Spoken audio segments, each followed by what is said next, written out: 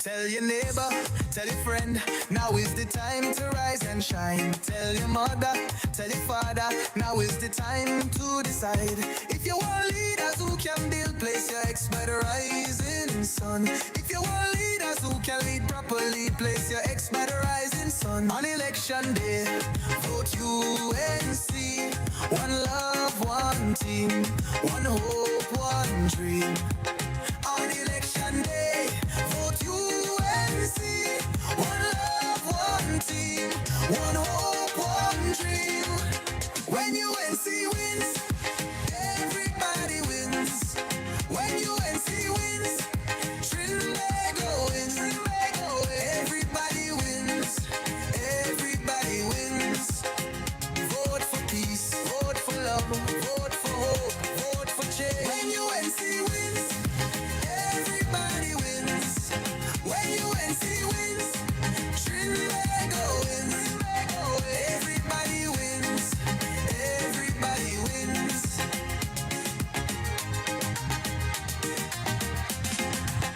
Sting. All right, folks, we are about to begin this evening's proceedings in about the next 1 minute. 1 minute, and we will begin this evening's proceedings.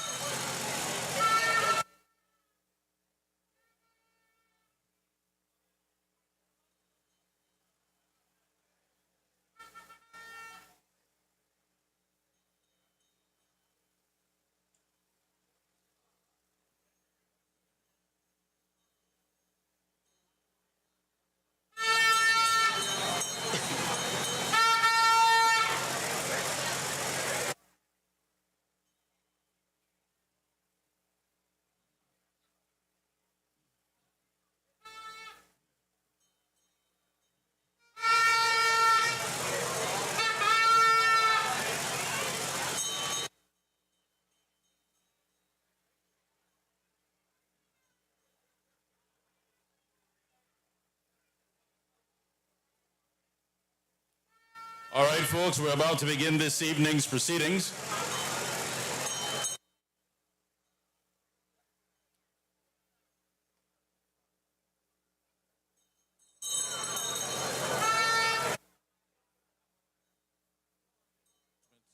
All right, 2 minutes.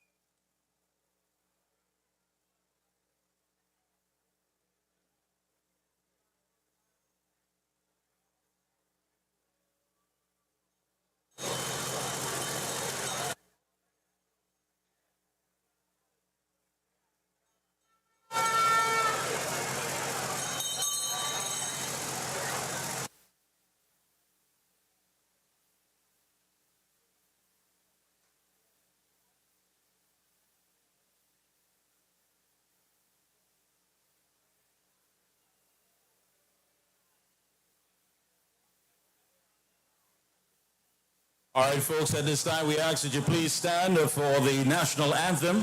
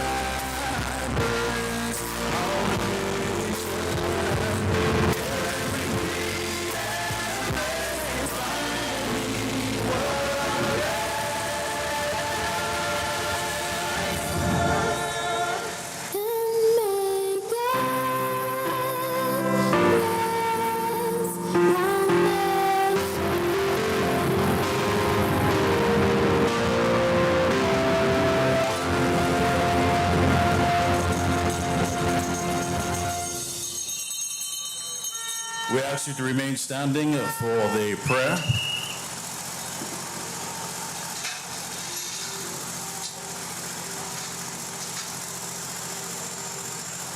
Pleasant good evening all. Let's bow our heads in prayer. Almighty God, most beneficent and merciful, the embodiment of knowledge and light, we give you thanks and praise. Let your will be done here in our nation as it is in heaven. Please bless our political leader, party officials, activists, and all the people of Trinidad and Tobago. Give us the grace and courage to always do what is good in your sight, and protect us as we stand against injustice and inequity.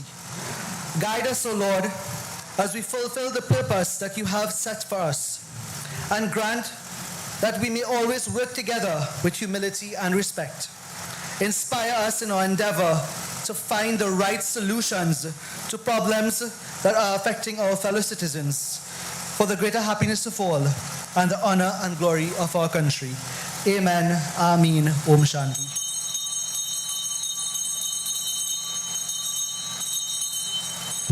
Please be seated. UNC family, welcome. Welcome, welcome. Yes, want to thank the members of the TTPS as well as members of the media and the entire support staff for making it happen here this evening. And I was at home late last night watching something, I don't know, I can't remember, but the text came through, the WhatsApp message. Come tonight, do some miking for me. That was it. I learned two things there, as what I've always known. Number one, words are useless when action is needed. And two, when the lion roars, every other animal in the jungle will have to listen. And you listen. This is the home of whom? The whom? And the lion will indeed roar tonight. Make some noise for the Oropouche East MP, our host, Dr. Rudal Munilal.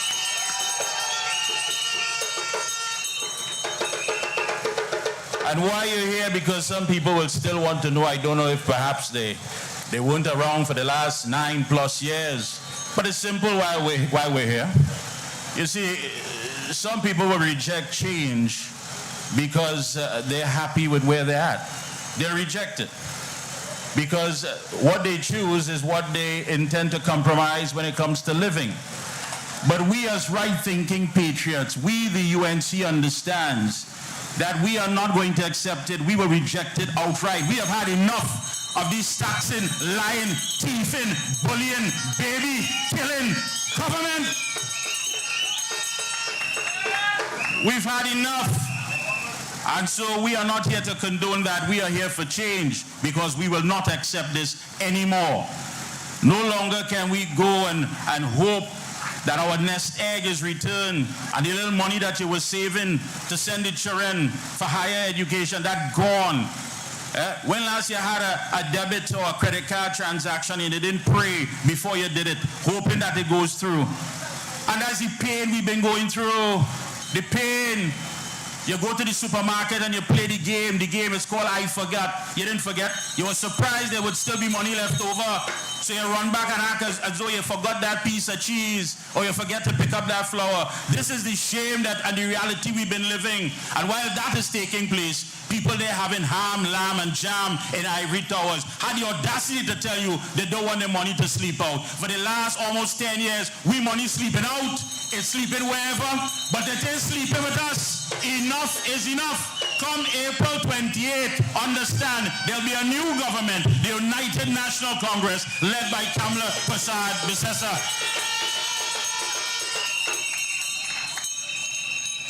Our first speaker for this evening is a bright young man.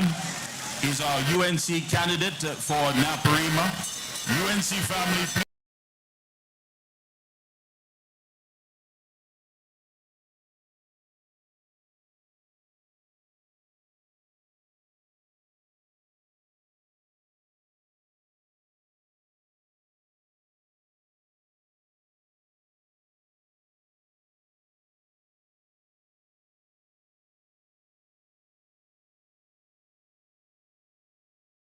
introduction. Good night, my UNC family! My UNC brothers and sisters, are we ready? I know I don't sound like my brother Anil, but I'm going to use one of his infamous lines. Look at people! It's our people as far as you could see. I think I have seen somebody on that roof. I had to check my glasses. First, I would like to recognize and thank the only, undisputed, elected, beloved leader in today's landscape of politics, Mrs. Kamla Prasad Bisesa, Senior Counsel. Deputy political leaders, Mrs. Jolene John, Dr. David Lee, and the man whose constituency we are currently in, the lion himself, one of my mentors, Dr. Rudal Munilal. I saw numerous senators, too many to name individually, MPs, council chairmen, and councillors, invited guests, and my UNC brethren, all other protocols observed. It is my distinct pleasure to speak with you all tonight. I must thank Mrs. Kamla Prasad Bisesa for giving me the opportunity to be the UNC candidate for the great constituency of Naparima. You see, I care, you care, UNC cares. My brothers and sisters, we are often asked, and not only in the campaign trail, we are often asked this question on a daily basis. Why the UNC? The answer is very, very simple. UNC is guided by the following principles. People-centered development. That means getting people back to work. Replacing the 50,000 jobs that were lost in the last 10 years. UNC is pro-business. We will stimulate the private sector and encourage small, medium, and large businesses to generate employment and, more importantly, investment. This, if you remember, is one of the most important of all the factors of production out of land, labor, capital, and entrepreneurship, where business opportunity is paramount to encourage consumer confidence. UNC is about building resilience. It's about economic reforms, investment in rainy day funds, putting your money, the people's money, in the hands of the many and not just the simply chosen few. Uprooting corruption and improving the ease of conducting business would lend itself to stimulating growth and enabling whatever funds we have left when the UNC gets into government is well spent. Because you know what we might well find when we reach in government? We might find an empty treasury, an empty room. We would give you more bang for your buck. That's what the UNC is about. UNC is also about building local content.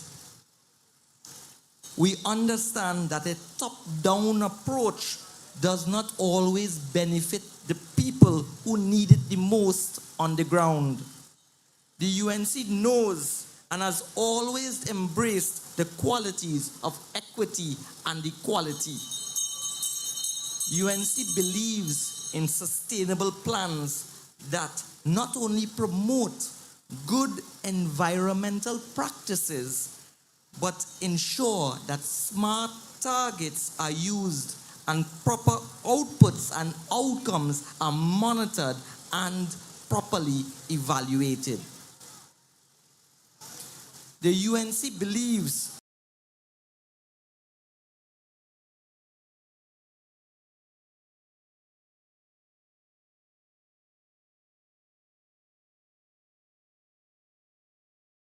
their fair share under the proper legislative frameworks and not just seemingly targeting the small man on the street and ignoring the big boys in the ivory towers. Diversification into different economic zones would enable us not to put all of our eggs in one basket as they did with the Dragon Gas deal. Innovation with guided tertiary education, and I see Dr. Gopi Singh in the audience there. We can all give him a round of applause because he was one of the persons that led the education ministry in 2010 to 2015.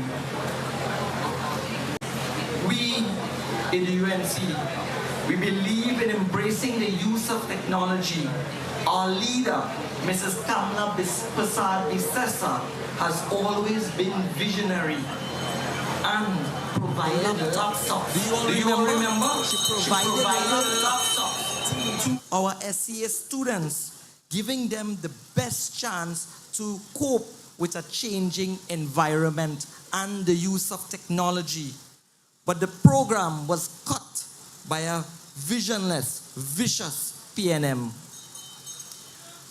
Now, many of you all will know that I'm a medical doctor. One of the best definitions of health by the WHO is that health is a complete state of physical, mental, and social well-being, and not merely the absence of disease or infirmity. If we sub-analyze this carefully, taking out the individual components, let me put it this way. I ask the audience this. Transport yourself to a period just 10 to 15 years ago where the UNC was in government. We were in a much better, healthier state. Physically, the health system is overburdened. We have more admissions to the hospitals. We have more chronic diseases. The burden of chronic disease to our health system is onerous. And there are several bureaucratic policies that are frustrating the will of the people and access to care. More patients and not enough staff is a recipe for disaster. Mrs. Bisesa has already outlined her plans to improve staffing, increasing the primary care delivery to target the chronic diseases by increasing the health center hours and by letting doctors do home visits for the necessary patients. She has also outlined dealing with the number of dialysis patients, ensuring that they receive the appropriate care in the public health system so they don't have to run to the private place and fork out their money to pay for the expensive dialysis processes. These are just a few plans. If I had the time to elaborate, I could spend hours on these topics alone. Mentally, suicide, depression, bullying, and substance abuse levels are high, and they are affecting all levels of society, especially our adolescent population. Remember, guys, the adolescents of today are our adults of tomorrow. Plans are present to take these individual concerns and will involve all of the relevant stakeholders in the community and not just be a blanket program or a fictional one cure for all or one short cure all as some doctors do. Socially, the average citizen feels that they are under attack due to scourge of crime. The closure of many small businesses has not only cut jobs, but in some cases, literally, has taken the food out of the mouths of children because of underemployment. The disconnect between the haves and the have-nots, or in economics, the concept of measuring the Gini coefficient would show the massive inequality that is present today as opposed to a mere 10 years ago. Now, when it comes to my constituency of Naparima, a lot of this applies, but we have a few other concerns as well, unique to there. My mantra, as is all in this great party, is to serve the people. Serve the people and serve the people. My job is to showcase Naparima, expound on our jewels and fix our flaws. Generally speaking, on some of the key issues, there are infrastructure, roads, drainage issues, utilities, access issues, educational opportunity, difficulties, and predial larceny. That's just to name a few. Time would not permit me to name all of the concerns here tonight in the constituency, and I would do so in future speeches. I spent, now a little about myself. I spent a few of my formative years at Naparima College, and I hope to spend my productive years making the people of the constituency of Naparima my persons to serve. I understand that an important rule of being an MP is to be present. And you all could just understand that, because present is part of representative, and that's what an MP is, a representative of the people. Let us all work together with purpose to win the election and return Mrs. Kamla Persad Bissessa as the next Prime Minister of Trinidad and Tobago. Remember, when UNC wins, everybody wins. Good night and God bless. When UNC wins, everybody wins. When UNC wins, Trinbago wins. Everybody.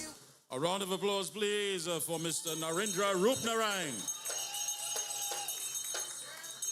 Let me, of course, say a pleasant good evening to those who are present here, our MPs, our councillors, our members of NATEX, and, of course, our activists. Good evening. You know, they say that form is temporary, but class is permanent. And today we were witnessing that firsthand. Let me say a special good evening to Mr. Rudinath Indar Singh.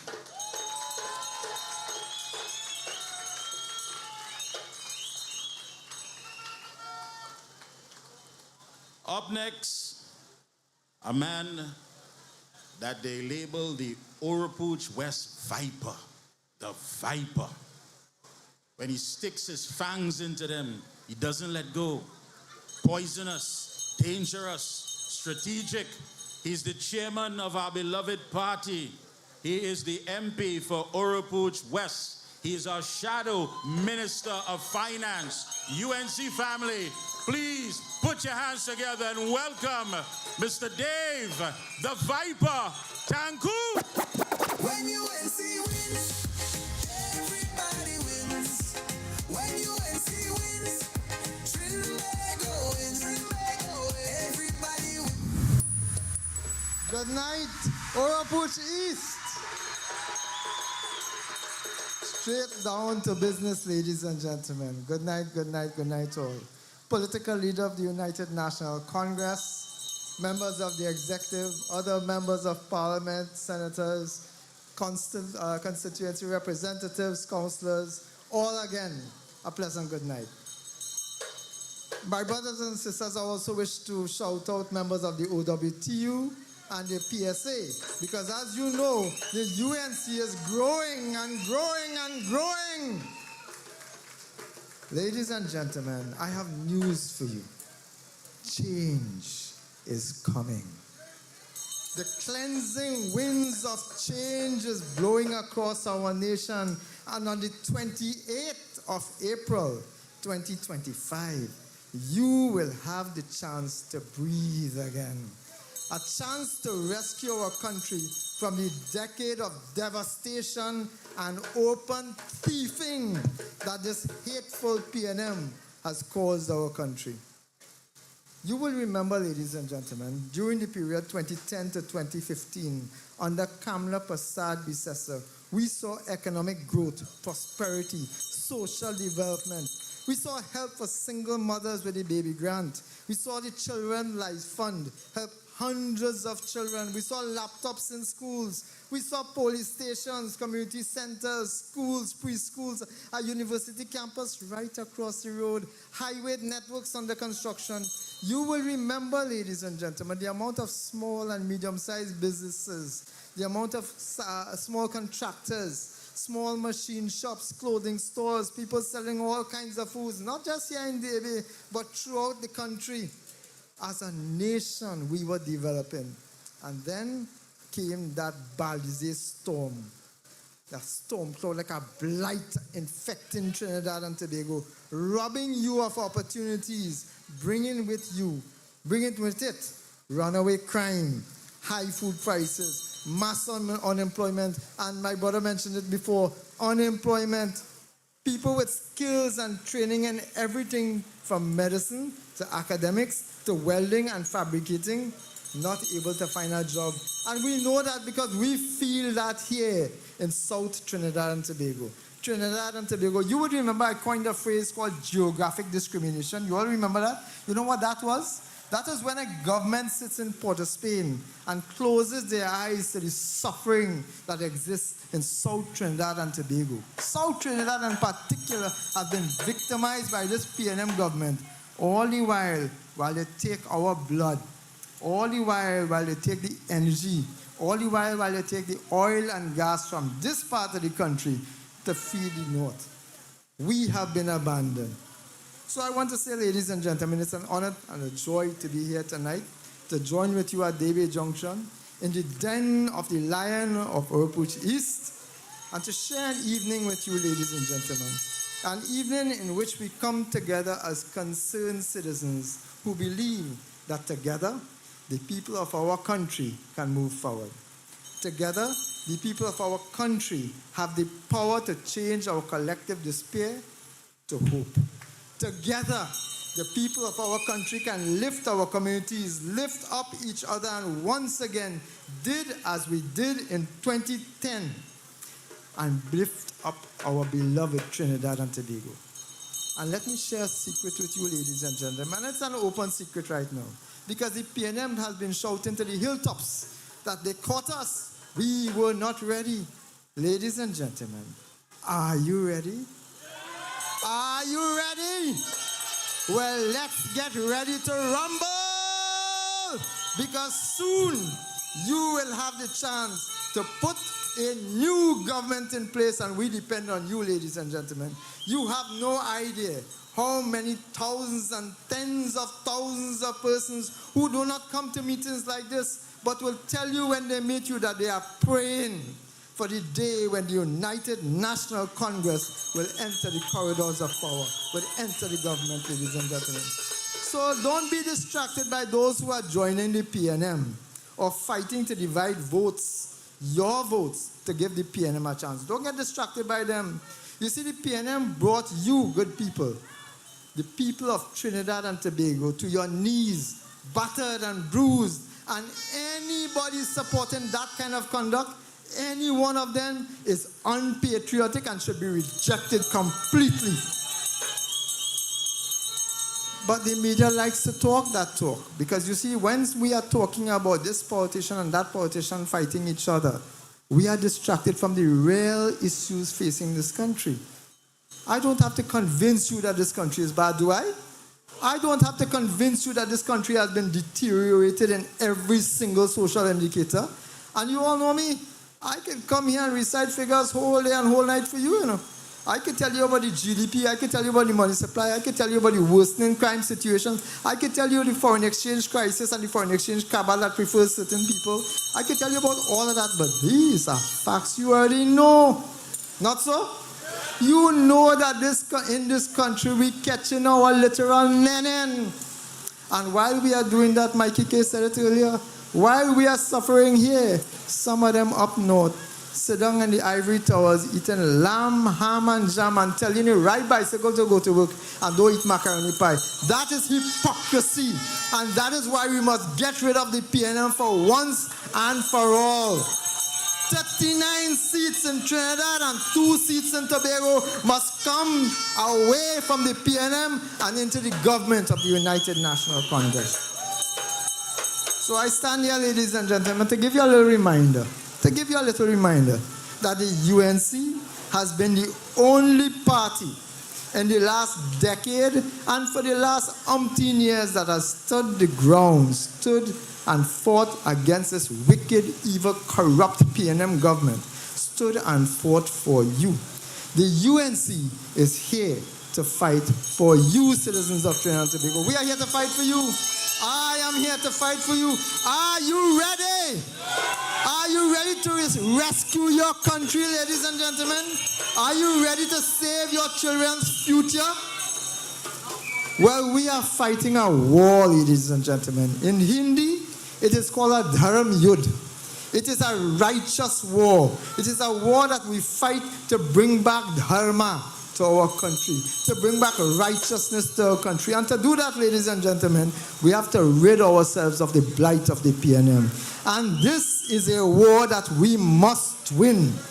And this is a war, ladies and gentlemen, that we will win.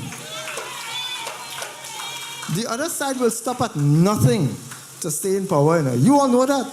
They are desperate to stay in power so that they could corrupt all the lacquery and the bacchanal that they have been doing, all the monies that they've stolen, all the $5 billion per year that the procurement regulator said was given to PNM contractors by PNM ministers. They're anxious to cover up all of that racket because while they're running racket and eating food and living large, you all are suffering.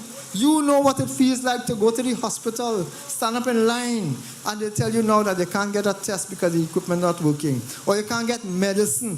Panadol you can't get in the hospital. When we raise it in Parliament, the Minister of Health, Mr. Terence Dial Singh, quick to cry and lie.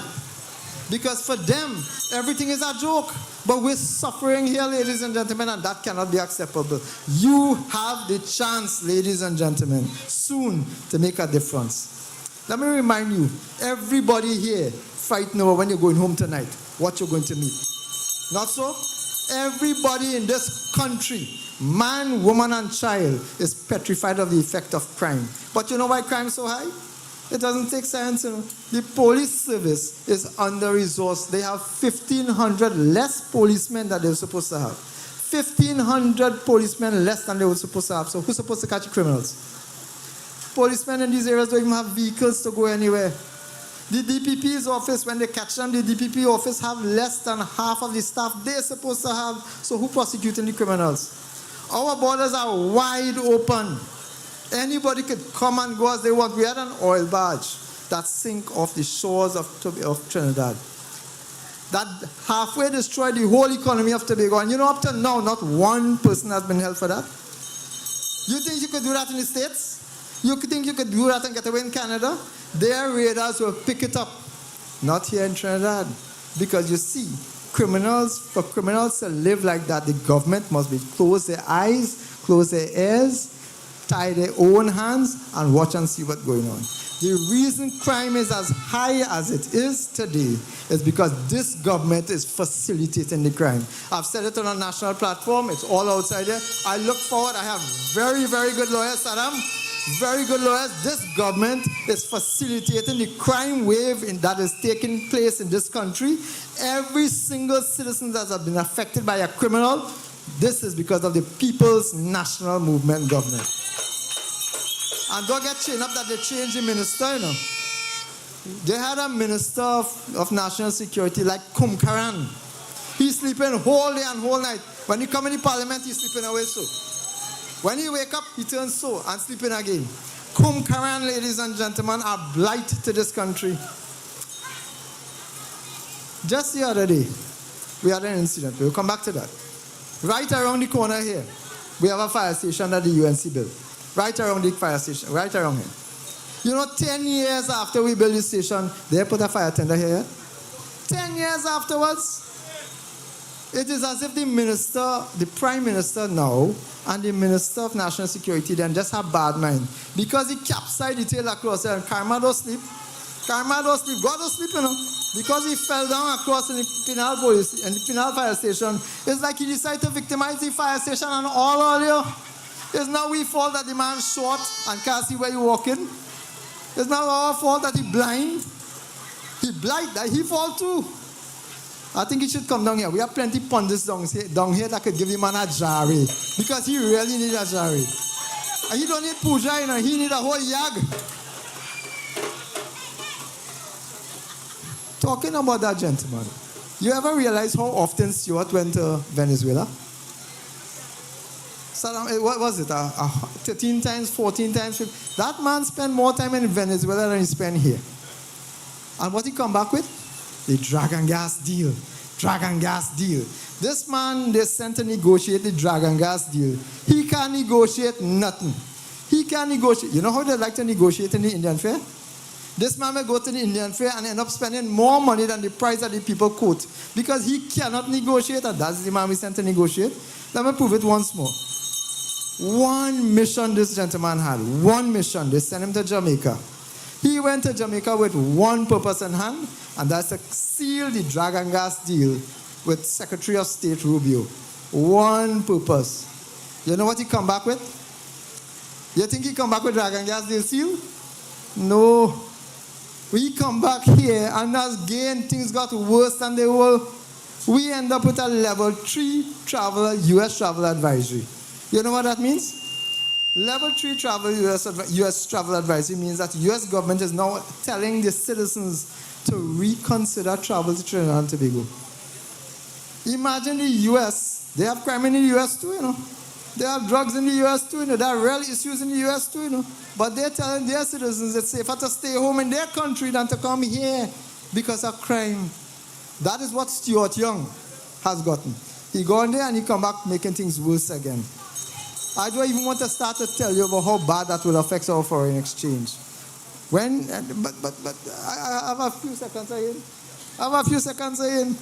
They build an airport in Tobago to facilitate 3 million passengers annually and 1,000 passengers per hour. An airport just built, couldn't remember the figure, he lied.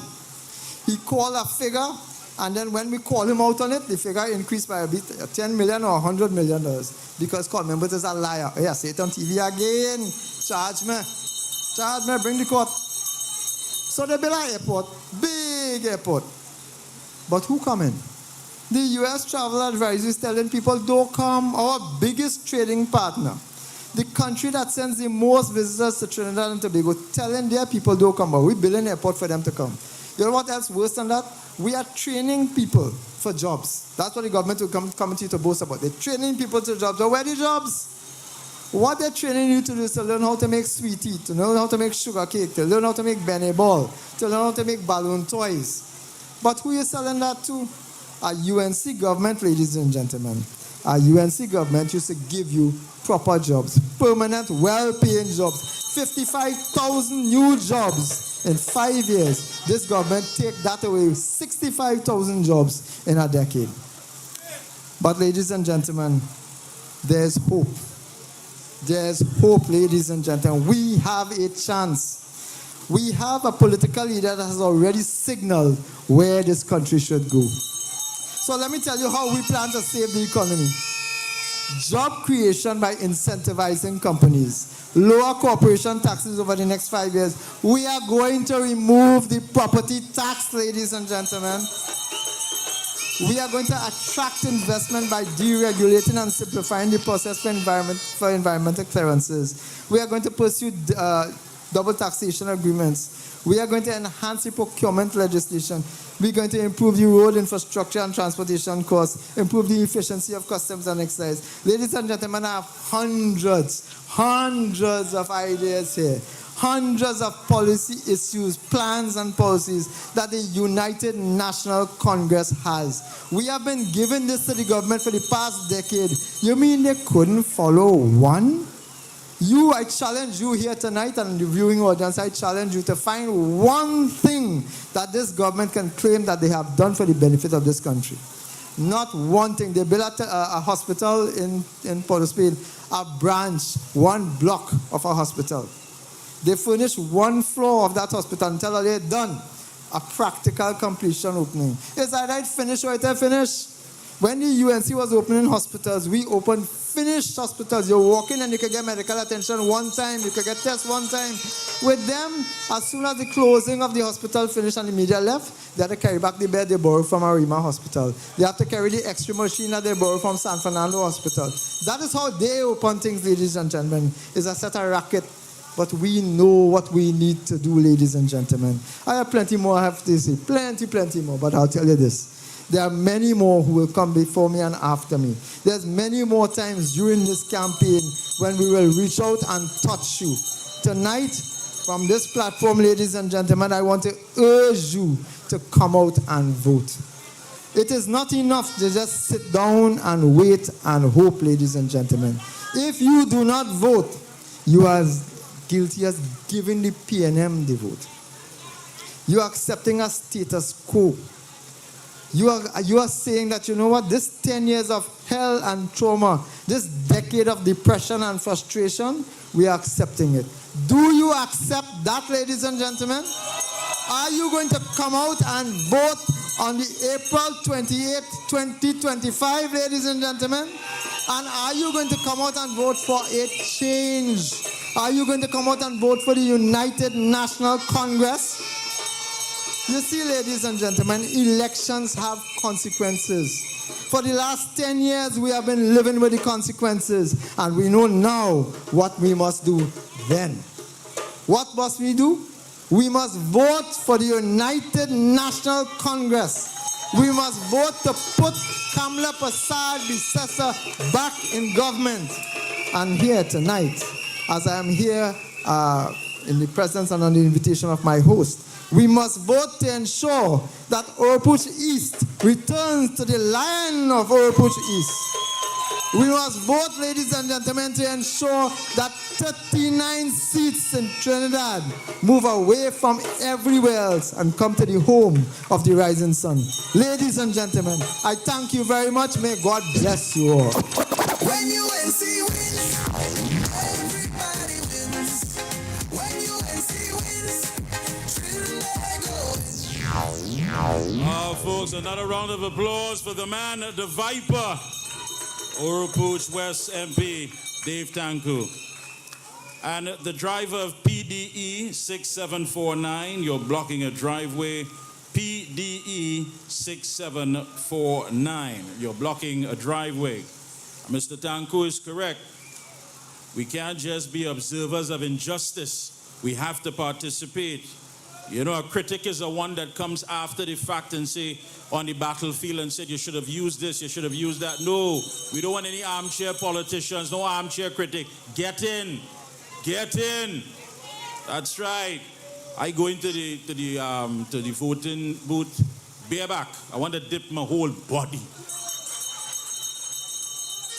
I just want to get rid of them. Hey, at this point, we call up a young man who is just as venomous. He doesn't hold back. Especially when you see him, of course, going on at the media conferences. He's the MP for Barataria San Juan, and he's our UNC candidate for Barataria San Juan once again. He's an attorney and a man who advocates on the rights of the people of this country. UNC family, please put your hands together and welcome Mr. Saddam Hussein. When UNC wins, everybody wins. When UNC wins, Trinidad goes. Everybody wins.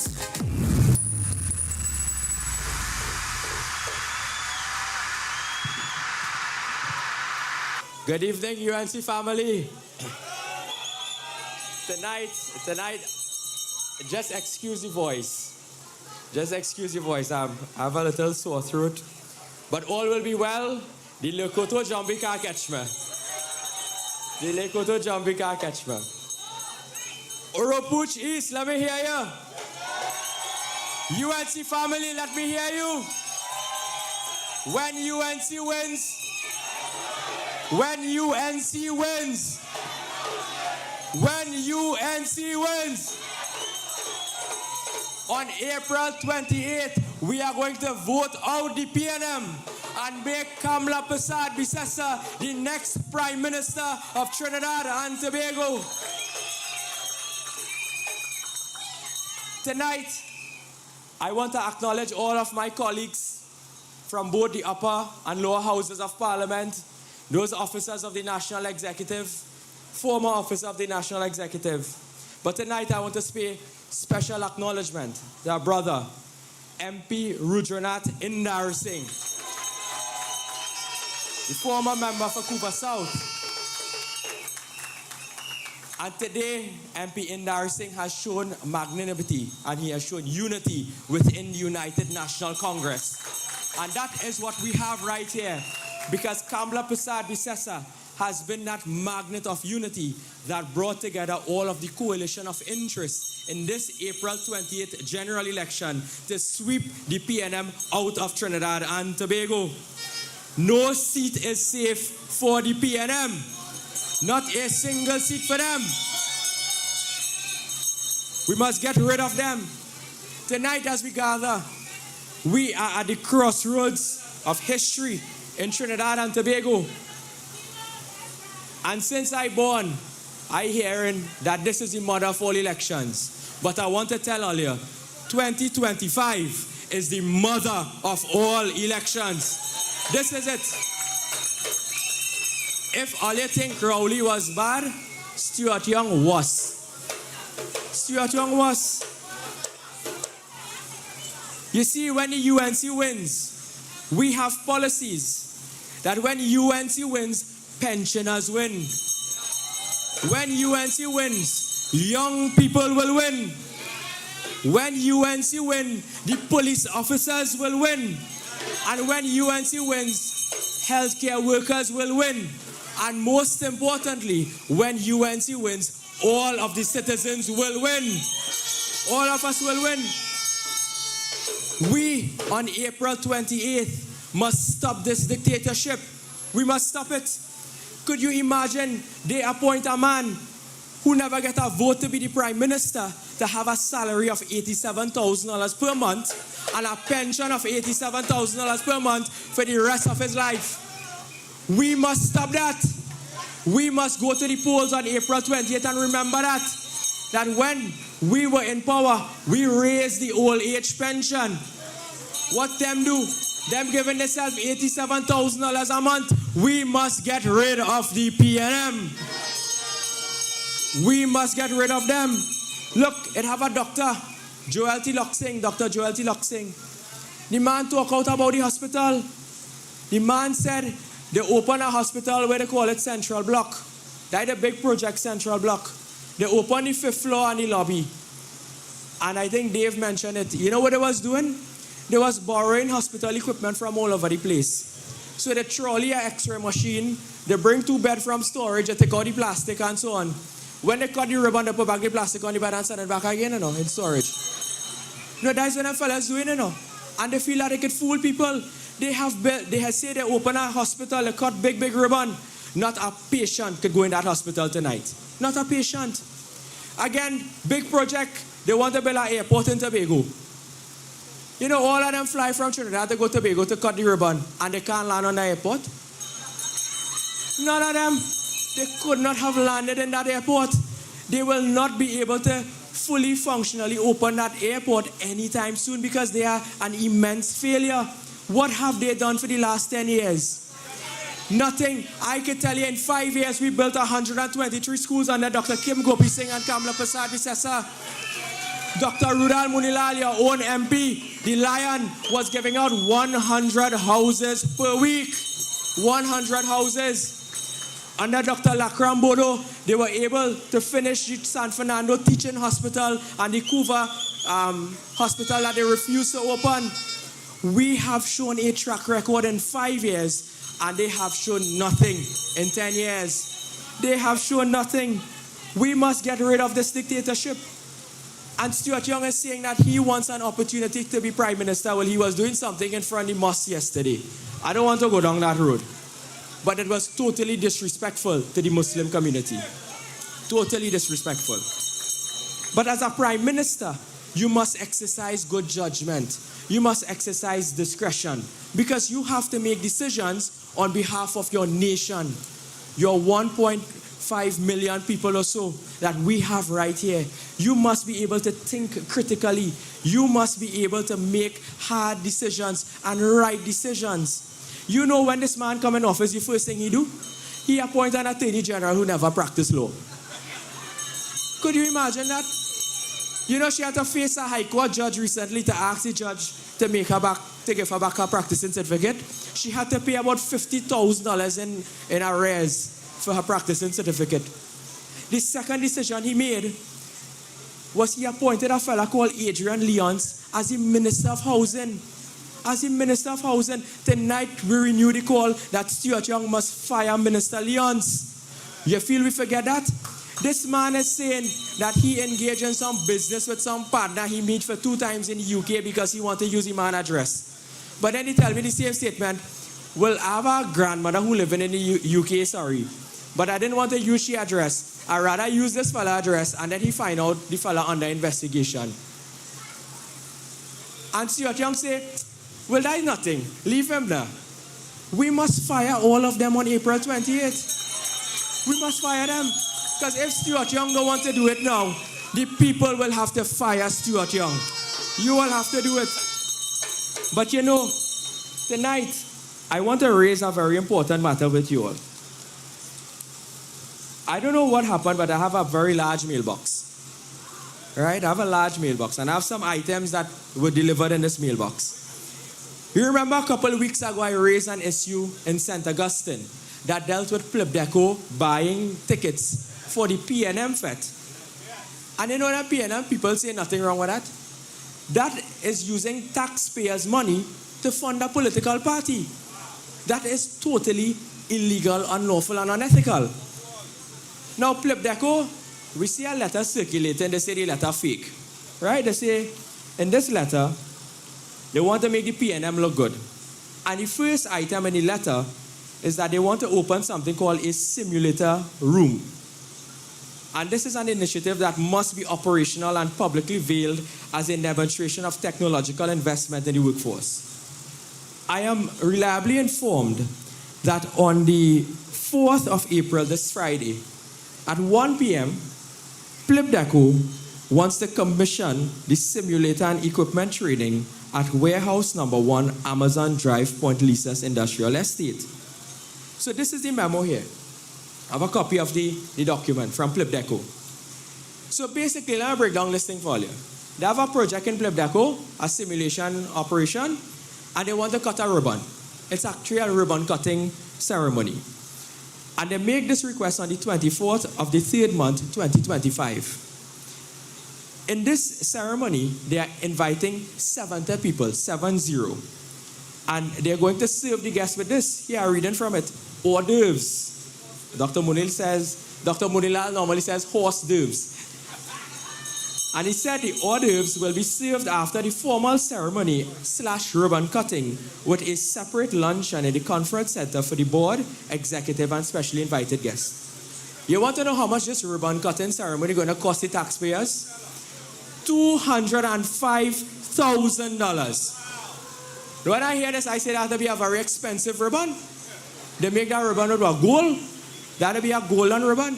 This memo outlines that they want to spend $205,000 for a ribbon cutting ceremony.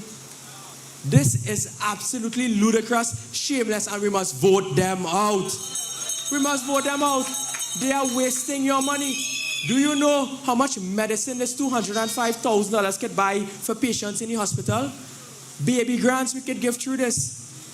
This is an absolute and total waste of taxpayers' money. And you know why they're doing this? Because they want the PNM to look good. The PNM cannot look good. They cannot look good. The PNM cannot look good. Now, I have a next one for you. You know they want to open something called the TTRA? You all know about that? They want to refurbish, I can say refurbish, the Board of Inland Revenue and set up something called the TTRA, where workers in this country had to take the court to the Privy Council because they were afraid that they would lose their jobs. And tonight I want to thank the PSA for standing with the United National Congress. Because when the UNC wins, workers will win. I have a letter here dated the 1st of September 2022 from one Nigel Edwards, a draft letter going to Mr. Edwards. And they have a project called Project Collect. You know what that means? Project Collect is coming to collect taxpayers' dollars. That is what they want to do. They are wasting taxpayers' dollars and they want to collect now. Now they hired this company called Ernst & Young as consultants for this particular project of the TTRA. And Ernst & Young, there's a lady called Maria Daniel. And Maria Daniel is someone I am asking tonight whether or not she's the regional head of Ernst & Young in Trinidad and Tobago. And I want to ask tonight whether or not she is the former partner of Minister Stuart Young, the mother of one Christiana Sanka. I want to ask that tonight. And she's the regional head of Ernst & Young. I want to ask if that is the same person and they bear the same identity. I'm asking. I have documents in my possession here, ladies and gentlemen, where Ernst & Young entered into several agreements with the TTRA. And in particular, there is one document here that is dated in September 2022. 19th September 2022 to be exact. And in this particular matter, they are telling the government that the monthly fee that Ernst & Young will charge the government for services and professional services is $625,000 per month. $625,000 per month. And here it is. You know how much people they're going to send from Ernst & Young to the TTRA? They call it resources. 3 partners, 3 senior managers, 2 managers, and 4 staff and seniors. So we get 4 and 2, 6 and 6, 12 persons. That is where your money is going. And then it gets worse, you know. They now want to hire something called an IT lead or a position called IT lead. And the IT lead, the airfare for that person is $20,000, accommodation $30,000, meals, ground transport, incidentals $15,000, paid $65,000. Now you know what that means? It have many young people who graduated from UE and other universities with IT degrees. So nobody in Trinidad and Tobago good enough as an IT lead. You have to bring in somebody from abroad. Is that fair to the young people of this country? Is that fair to the qualified young people who have degrees and they're at home and they cannot get a job? We promise you that when we get into power, we will create sustainable jobs for young people in this country. But I have the breakdown of what was paid to Ernst & Young for this period. They have been paid for professional services a grand total of $7.1 million. Look, I have the breakdown here. $7.1 million. This is where your money is going. And they are paying this to the TTRA so that they could come in your parlor, in whatever little business you have home, and rake up the little money you're making. This is what they want. And then when they rake up the money, they will squander the money on $200,000 ribbon cutting ceremony. Could you imagine this shameless government? Will you allow them to do this to you? David, let me hear a little louder. Will you allow them to do this to you? When UNC wins, we must get rid of Stuart Young and the entire PNM. I am working very hard in Barataria San Juan to ensure that that seat comes home to the UNC on the 28th. Devish Maraj is working very hard in St. Joseph. We in stage. Mr. Roger Alexander is with us. I see Dr. Dowlat is also here. We are going to work very hard night and day to ensure that we protect the taxpayers' dollars of this country and get rid of Stuart Young, Colm Imbert, Fitzgerald Hines, and every single one of them. My brothers and sisters, I encourage you, go out early on April 28th and vote. Vote for the rising sun. Because when UNC wins, everybody wins. I thank you very much. When UNC wins, everybody wins. When UNC wins, Trinbago wins. Everybody wins. Another round of applause for our friend MP Saddam Hussein, please. At this time, we're going to call up a gentleman that, of course, I mentioned earlier to say a few words. UNC family, please put your hands together for the former MP for Kuwa South, our good friend, Ruthanat Indar Singh. When UNC wins, everybody wins. When UNC wins, Trinbago wins. Everybody wins. Everybody wins. Vote for peace. Vote for love. Vote for hope. Vote for change. When UNC. Thank you very much. Our political leader and next Prime Minister of Trinidad and Tobago, the Honorable Kamala Persad Bissessa.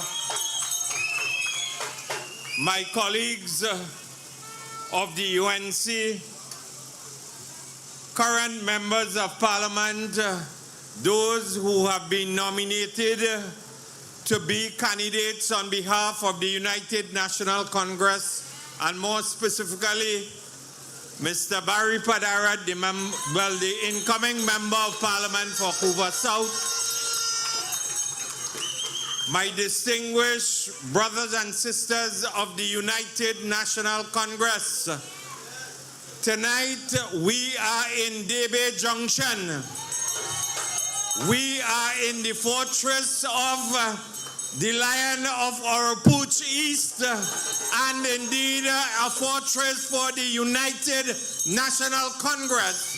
And on the night of the 28th of April 2025, the United National Congress will be the next government of Trinidad and Tobago. Tonight you have assembled in your thousands at Debe Junction because you have confidence in a great leader and a great party in terms of the future and the vision of Trinidad and Tobago. And I want to make some brief points because I've been asked to bring greetings. But I want to tell a fella by the name of Stuart Young that he has suddenly discovered his roots in Debe, and I think he got the address wrong because his grandmother and grandfather was never from Lalbihari Trace. If Stuart Young wanted to know about the history of Debe and Debe Junction, he should have asked Ruthanat Indar Singh. My mother was born on the hill, on the main road, just at the beginning of Kuchawan Trace. And if anybody knows about the history of Kuchawan Trace and Lalbihari Trace and Debe Junction and Ramai Trace and Suchet Trace and so on, it is me and the late Tara Maharaj, better known as Sarah Indar Singh, when she came to Karini based on marriage to my late father. And indeed, this can be testified while he has gone to the great beyond. But the late chairman of the Penal Debe Regional Corporation, Premchand Doksuku, know that I was the grandson of the late Ramgun and Rajo Maharaj of Kuchawan Trace. So when you want to know about the genuine history and people who have a genuine root in Debe, I don't know if you ever eat Baigani, Sahina, Kachori, doubles, and any from Hussein's or Singh's or any of the shops down in Debe Junction. I don't know if the fella even know how to properly hold Kachori or Sahina, or how to deal with our doubles in Debe Junction. But I'll leave that at that. And more importantly, I want to tell you that your party and our great party was born out of struggle. A great struggle that started in 1975 out of Bloody Tuesday. And under Kamla Prasad Bisesa and the UNC, it was a party that gave people-centered development and unparalleled improvement in the standard of living and quality of life of workers throughout the length and breadth of this country between 2010 and 2015. And that is why today we have the Oilfield Workers Trade Union, we have the Public Services Association, we have the labor movement on the side of the United National Congress. And my brothers and sisters, when you go to the polls on the 28th, of April, you must understand what delivery is about, what a track record is about. Well, it have a fellow by the name of Maklashi, who was, if I ask Sole who Maklashi is, anybody can tell me who Maklashi was under the PNM? Because they never appreciated what it means to deliver to workers, and you must never forget, it was a government led by Kamla Prasad Bisesa, settled 135 negotiations, raised the minimum wage twice, ensured that $5 billion was found to pay back pay. She did not gripe, she did not moan, she did not display weak leadership and complain about the size of the public service and the wage bill. She understood, because your party understood what it meant to deliver to workers. She understood, we understood what a special duty allowance was for all public servants. We understood what it meant to raise the minimum wage twice, and we understood what women was about in ensuring that maternity standards were raised in keeping with international labor standards and incorporated into the Maternity Protection Act of Trinidad and Tobago. So my brothers and sisters, our great struggle will continue between now and the 28th of April. It is a struggle that you must join. It is a struggle that you must not abandon, my brothers and sisters, because I want to tell you that when we get into government, we will ensure that the collective bargaining process is restored from an independent process where it will be handled by the Office of the Chief Personnel Officer. We will ensure that there is proper social dialogue and tripartism in the workplace, my brothers and sisters. We are committed to amending every piece of labor legislation which has impacted upon workers in Trinidad and Tobago in a negative manner. And that is why we have said to you that corporate manslaughter will come on the statute books of Trinidad and Tobago. We have said that the survivors in terms of Christopher Boudram of that Paria tragedy and the families will be paid, and we will honor what the commissioner said in his report. King's Counsel Christopher Jerome Lynch. And we also said that we will ensure that workers find a rightful place at the table, my brothers and sisters, in a UNC-led government. So as I leave you here tonight, I want to tell you politics is not about the faint-hearted. Politics is about those who are committed to a principle, a cause, who understands a philosophy, who understands what it means to be on a party that has had its roots on behalf of all the people of Trinidad and Tobago. And tonight I want to welcome my friend and colleague, the current member of Parliament for Pointe-à-Pierre. And I know that he will bring quality representation with the passage of time. My brothers and sisters of this great party, stand strong, DB Junction. Stand strong, Trinidad and Tobago, as we continue this glorious march, this glorious procession into the government of Trinidad and Tobago, led by Kamla Prasad Bisesa. Long live the people of DB Junction. Long live the United National Congress. Long live the great people of Trinidad and Tobago.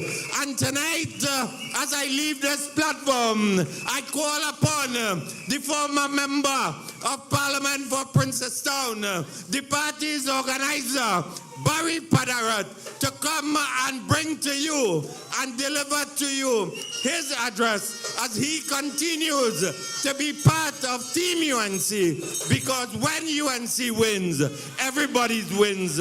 My brothers and sisters, I thank you. When UNC wins, everybody wins. When UNC wins, Trinidad wins. Everybody wins. Everybody wins.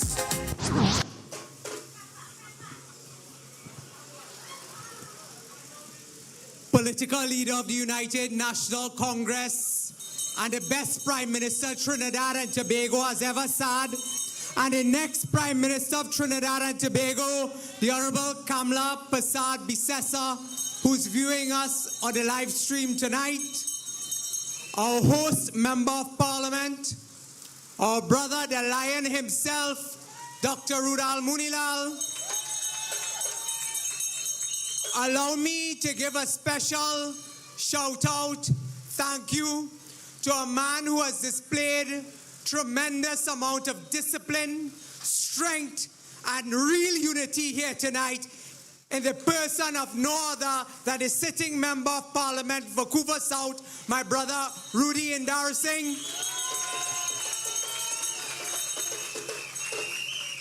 I want to recognize the chairman and members of the constituency executive, the councillors of the constituency of Kuwa South, who they themselves have demonstrated tremendous magnanimity and unity in ensuring that Kuwa South remains in the fold of the United National Congress.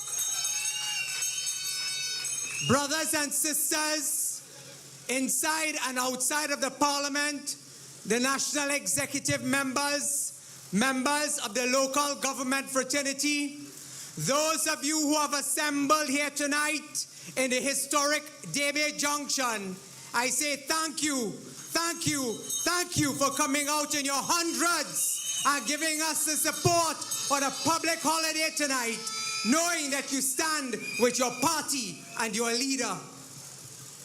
Brothers and sisters, over the past few weeks, the People's National Movement have been telling us that they are entering a new era, that they are turning a new page. Tonight, I want to ask you here in DB Junction, can you enter a new era with the same old sleepy Fitzgerald Hines?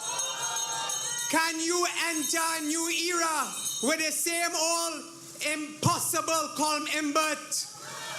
Can you enter a new era with a woman who admits that she doesn't even have O-level maths, Camille Robinson Regis? Can you enter a new era with a man like Marvin Gonzalez who causes you sufferation for water throughout the length and breadth of this country? Brothers and sisters, There will be no new era under the People's National Movement. That new era comes with the Prime Ministership of Prime Minister Kamla Prasad Bisesa and a United National Congress government. Brothers and sisters, you have a clear choice to make on April 28, 2025.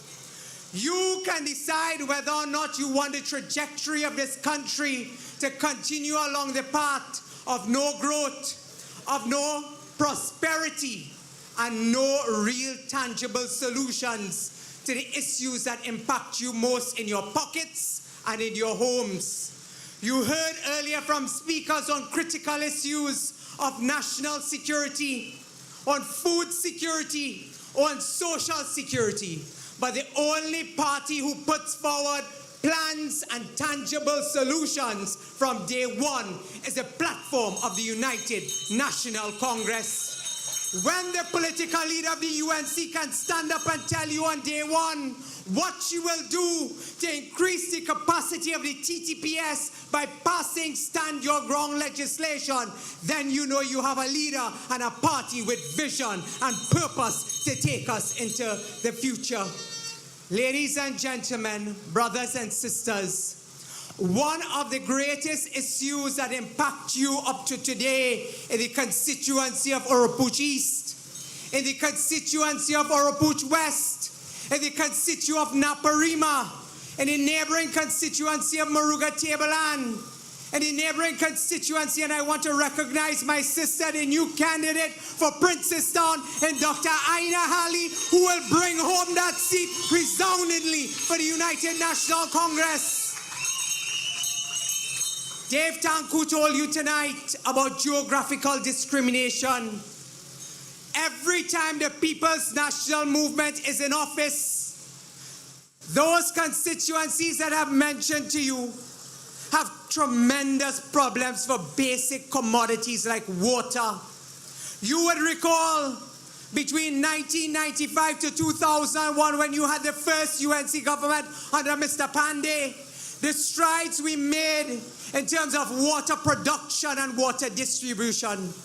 In 2010, when we went into office for the second time under Prime Minister Kamla Prasad Bisesa, we moved water production and water distribution from where the PNM had us under 16% of 24/7 potable water to 73% when we left office. Brothers and sisters, that is performance. That is delivery. And that is why we say performance beats all talk any and every time. You had a government that performed and delivered to you in every critical sector that affects you in your homes. Tonight I want to tell you, when we go back into government, we will ensure that we have water for all. Tonight I want to tell you, just a few days ago, Colin Bird coming in as the new Minister of Public Utilities, telling the country in his first interview as Minister of Public Utilities, when asked and pressed by members of the media as to whether or not the government will be introducing new water and electricity rates, he said, well, I never say that. The government never say that. We're not sure what is going to happen.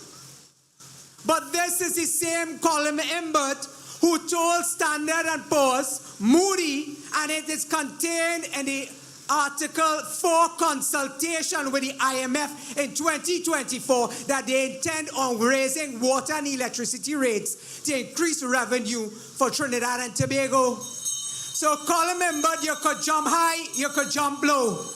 You could run, but you cannot hide. Facts remain facts. It is on the public record that the PNM has already indicated that one of their very first intentions when it comes to raising increased revenue is to increase water and electricity rates. That is in the public domain. It is documented not only in the IMF consultation report, the Article 4 consultation report, it is also contained in the Standard & Poor's report. It is contained in their consultation with Moody's. Brothers and sisters, we have told you already, should you take God out of your thoughts and vote the People's National Movement on April 28, the very first act will be to increase water and electricity rates. You could put that in your pipe and smoke it, that is the intention of Stuart Young.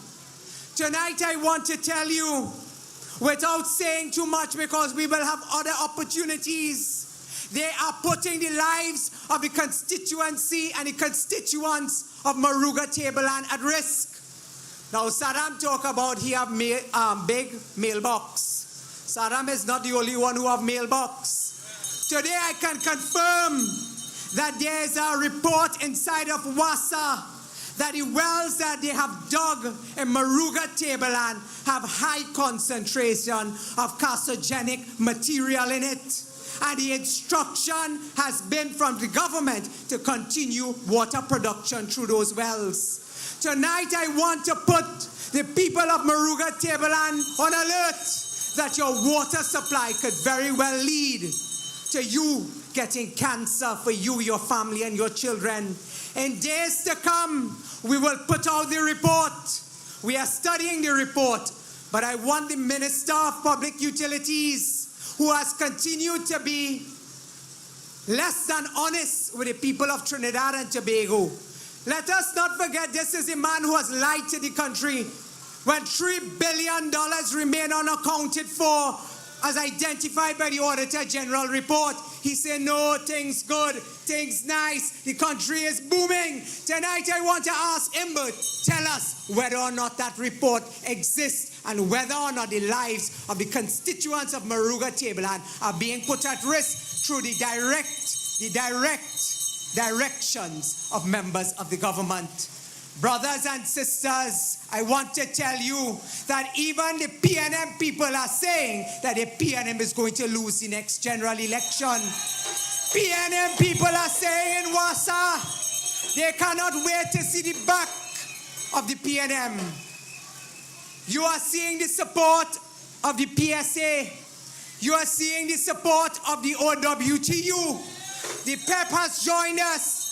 Tonight, I want to recognize a statesman in our party, a man who has demonstrated commitment, who understands when the UNC wins, everybody wins. It is not about position. It is not about seat. It is about party, and it is about country moving forward. Brothers and sisters, tonight from this platform, your party is strong. Your leader is strong.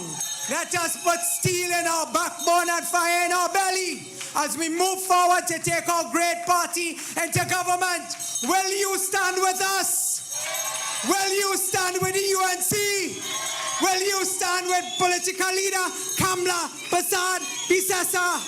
I say to you tonight, let us move forward, onward to victory. We must win, because when the UNC wins, everybody wins. When the UNC wins, WASA workers win. When the UNC wins, hospital workers win. When the UNC wins, policemen win. When the UNC wins, our children win. Stand together. United we are in the United National Congress. Brothers and sisters, from this platform, I thank you for your love and support. And you will see me on the campaign trail in Kuwa South, walking with my brother Rudy and Darsing and others. Come out, support your candidates. Let us return Kamla Prasad Bisesa to the corridors of power and ensure that we have a victory for our great party. So let me hear it. When the UNC wins, when the UNC wins, when the UNC wins, forward ever, backward never. I thank you. When UNC wins, everybody wins. When UNC wins.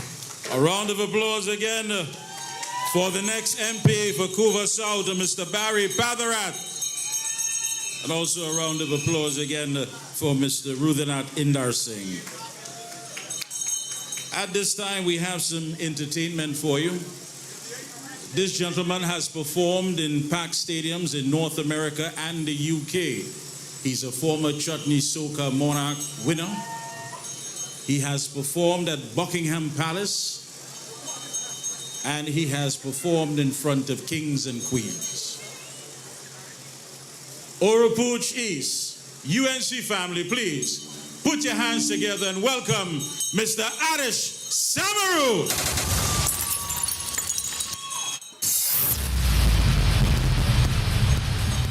UNC people say yeah, yeah. When UNC win, Mood.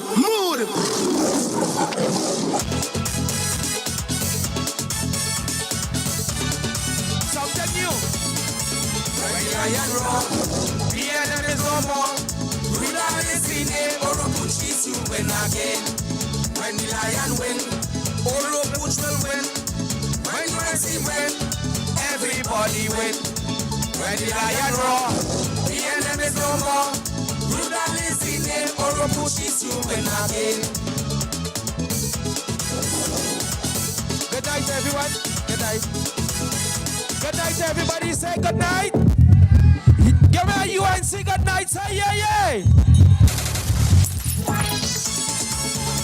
A man across a great heart who one and all I know, representing his area and ready to do more. Brilliant and brave, the lion honest and strong. Go to Munilal and let the lion Put your hands in the air. Put your flags in the air. We voted for Munilal, we voted for Rural. Let the lion roar, the lion roar. PNM is no more. Rural is the name, Oropouche is you win again. When the lion win, Oropouche will win. When UNC win, everybody win. When the lion roar, PNM is no more. Rural is the name, Oropouche is you win again.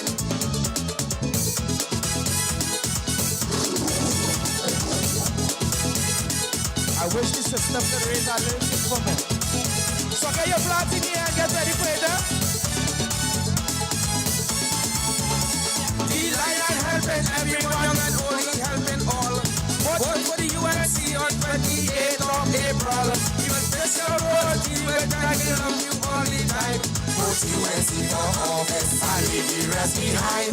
We voted for Rural, we voted for Munilal, we voted for Rural. Let the lion roar, the lion roar. PNM is no more. Rural is the name, Oropouche is you win again. When the lion win, Oropouche will win. When UNC win, everybody win. When the lion roar, PNM is no more. Rural is the name, Oropouche is you win again. The boss taking Oropouche again. The boss man taking Oropouche again. That's what we talking about, man. Hear this. Leaders fight them hard in parliament like a lion have a friend. This lion have no fear, no good they could compare. But good and Munilal, a man who really care. So vote for UNC to save this country. We voted for Rural, we voted for Munilal, we voted for Rural. Let the lion roar, the lion roar. PNM is no more. Rural is the name, Oropouche is you win again. When the lion win, Oropouche will win. When UNC win, everybody win. When the lion roar, PNM is no more. Rural is the name, Oropouche is you win again. All the UNC people here, put your flag in the air. Put your flag in the air. I want you to sing it. When UNC win. When UNC win. When UNC win. And when the lion roar, PNM is no more. My name is Adish Samaru. Congratulations in advance, boss. Congratulations in advance. To the UNC, congratulations in advance. Ah, yes, folks. A round of applause for the man, Adish Samaru. Now, at this point, I'll need some help from you, UNC family. When I point to you, all you have to say is, he roars. That's all. He roars. When they tried to hide the SSA fiasco, when they tried to hide Trestrail, when they lied about Delcy and the whole pandemic, when they lie about the SOE, Oropouche, please stand and make some noise for your MP. Again, he will serve you, the people of Oropouche East, and deliver. Please stand, put your hands together, and make some noise, because you know he does what? He what? He what? Rudel Money! When UNC wins, everybody wins. When UNC wins, Trinidad wins. Everybody wins. Everybody wins. Thank you very much, my great friend Mikey. All you hear tune father. Later in the campaign, you'll hear tune mother. Now, my brothers and sisters assembled here in your thousands at Debe Junction, I could not help but notice that the entire road, the streets are filled. I think the police have been very helpful. We have blocked the road tonight temporarily. And on my left, under the tents and even beyond, there are a lot of people. I just want to hail them out. They are not even in this compound. They are listening from a next compound behind the wall. So the writing is on the wall. The PNM will fall. The Honorable Kamala Prasad Bisesa and Dr. Gregory Bisesa, parliamentary colleagues from the upper and lower house, members of the National Executive, members of the National Campaign team, brothers and sisters of the local government fraternity assembled here this evening, brothers and sisters from various executives in our constituencies across Pinal-Debe and elsewhere who have made the trip, specially invited guests, brothers and sisters. I do not have the time to go through, but we are being carried live on several social media platforms in the United States, the United Kingdom, Canada, the Caribbean. I like bigging up our friends abroad because they are sometimes sitting in a very cold environment with their families. So I want to say hello tonight to Norbert and his family in Canada. In Canada as well, Mr. Cherry and his family is there. Herschel and family in Guyana. Other brothers and sisters in Grenada, friends in Florida. You are listening tonight. We want to thank you for tuning in. We want to thank all our guests here tonight. We have already recognized several candidates. We have former ministers of government. Dr. Tim Gopi Singh is with us tonight. Former Minister of Government, Mr. Glenn Ramadas Singh is here as well. May I also welcome in our midst retired Major Roger Bess, former Director of the Strategic Services Agency, who is here as well. May I also welcome friends, families that are coming from the Pinal-Debe area, especially for this meeting. I want to tell you, it is not a secret. We got a call on Sunday evening that the constituency must hold this meeting at Sunday night. Barry generated a call to me at 10 p.m. And we told him that if that is the wish of the party, he's the party organizer, and that is the wish of the leader, we will have that meeting on Tuesday night, and we have thousands of supporters on the road tonight.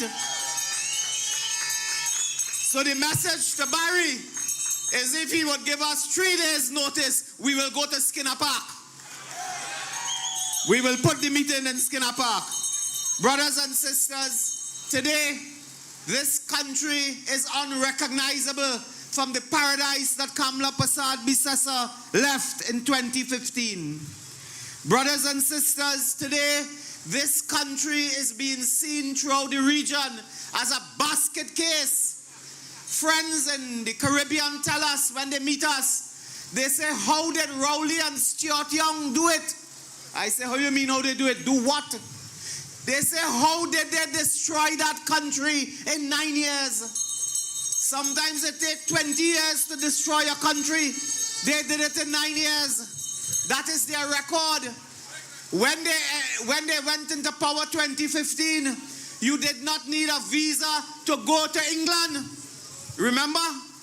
Today, if you have to go to the highest court in this land, which is the Privy Council, you have to get a visa. You have to get a visa to go to court.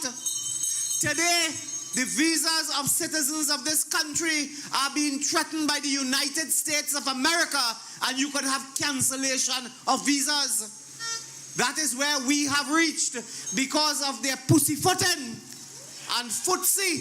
No, that is a real word. That is not a bad word. Because of their hanky-panky with the Maduro regime. Today, the visas of citizens of Trinidad and Tobago, that visa is threatened and they can cancel it. Brothers and sisters, crime even in a state of emergency is out of control.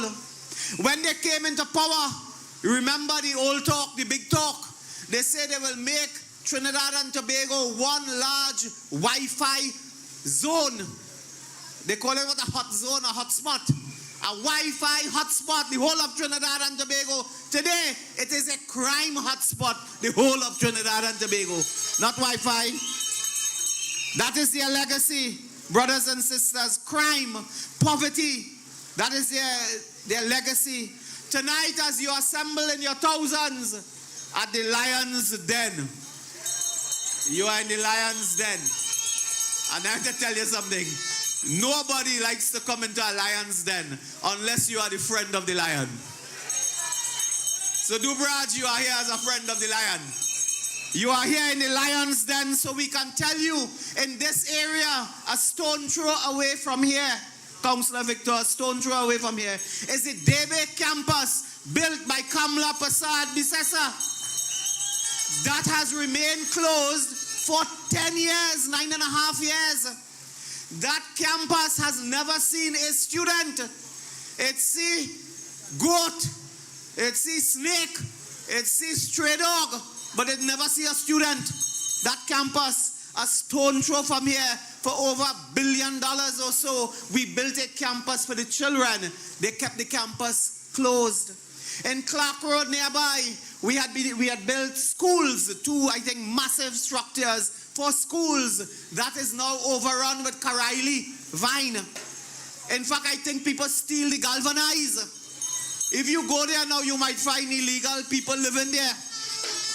That is what they have left in this area. Over here, if it drizzle, it flood. But if it flood, you don't have water in the tap. That is Penal Debe, brothers and sisters. That is the legacy of Stuart Young. And I want to say to Saddam Hussein and my Islamic brothers and sisters, I will in no way bring the mosque, the masjid, into any political platform. I will not do that.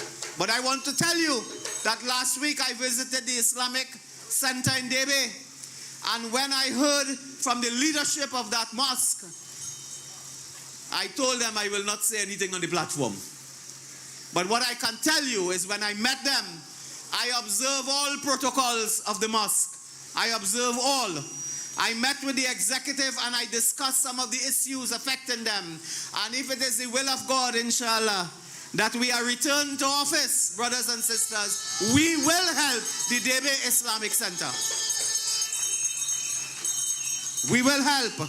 I made that commitment in front of our own executive in Penal Debe, brothers and sisters. Stuart Young talks today about a new chapter. But the new chapter is in an old book. How do you have a new story in a continuing book? There can be no new chapter in an old book. It is a continuation of a story of poverty, a story of crime, a story of a broken education system, a story of a broken health system, a story of the collapse of the economy, of joblessness. So don't let him fool you that there's a new chapter. He come with new chapter. It is in an old book.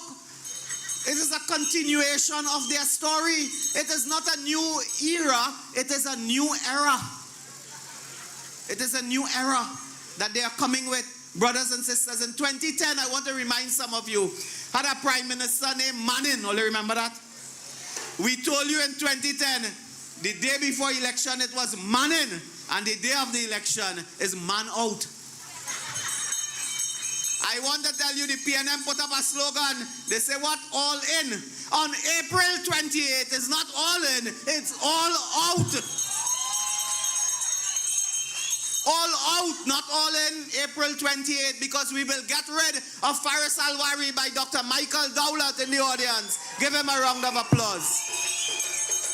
We will rid ourselves, brothers and sisters, of the PNM everywhere.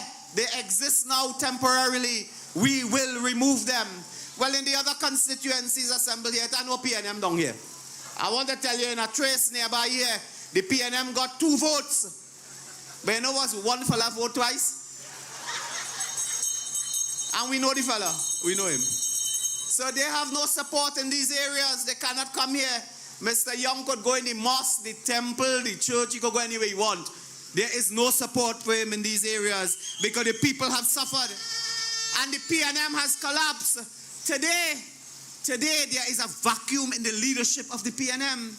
When Rowley left, he left a vacuum. It's called a leadership vacuum.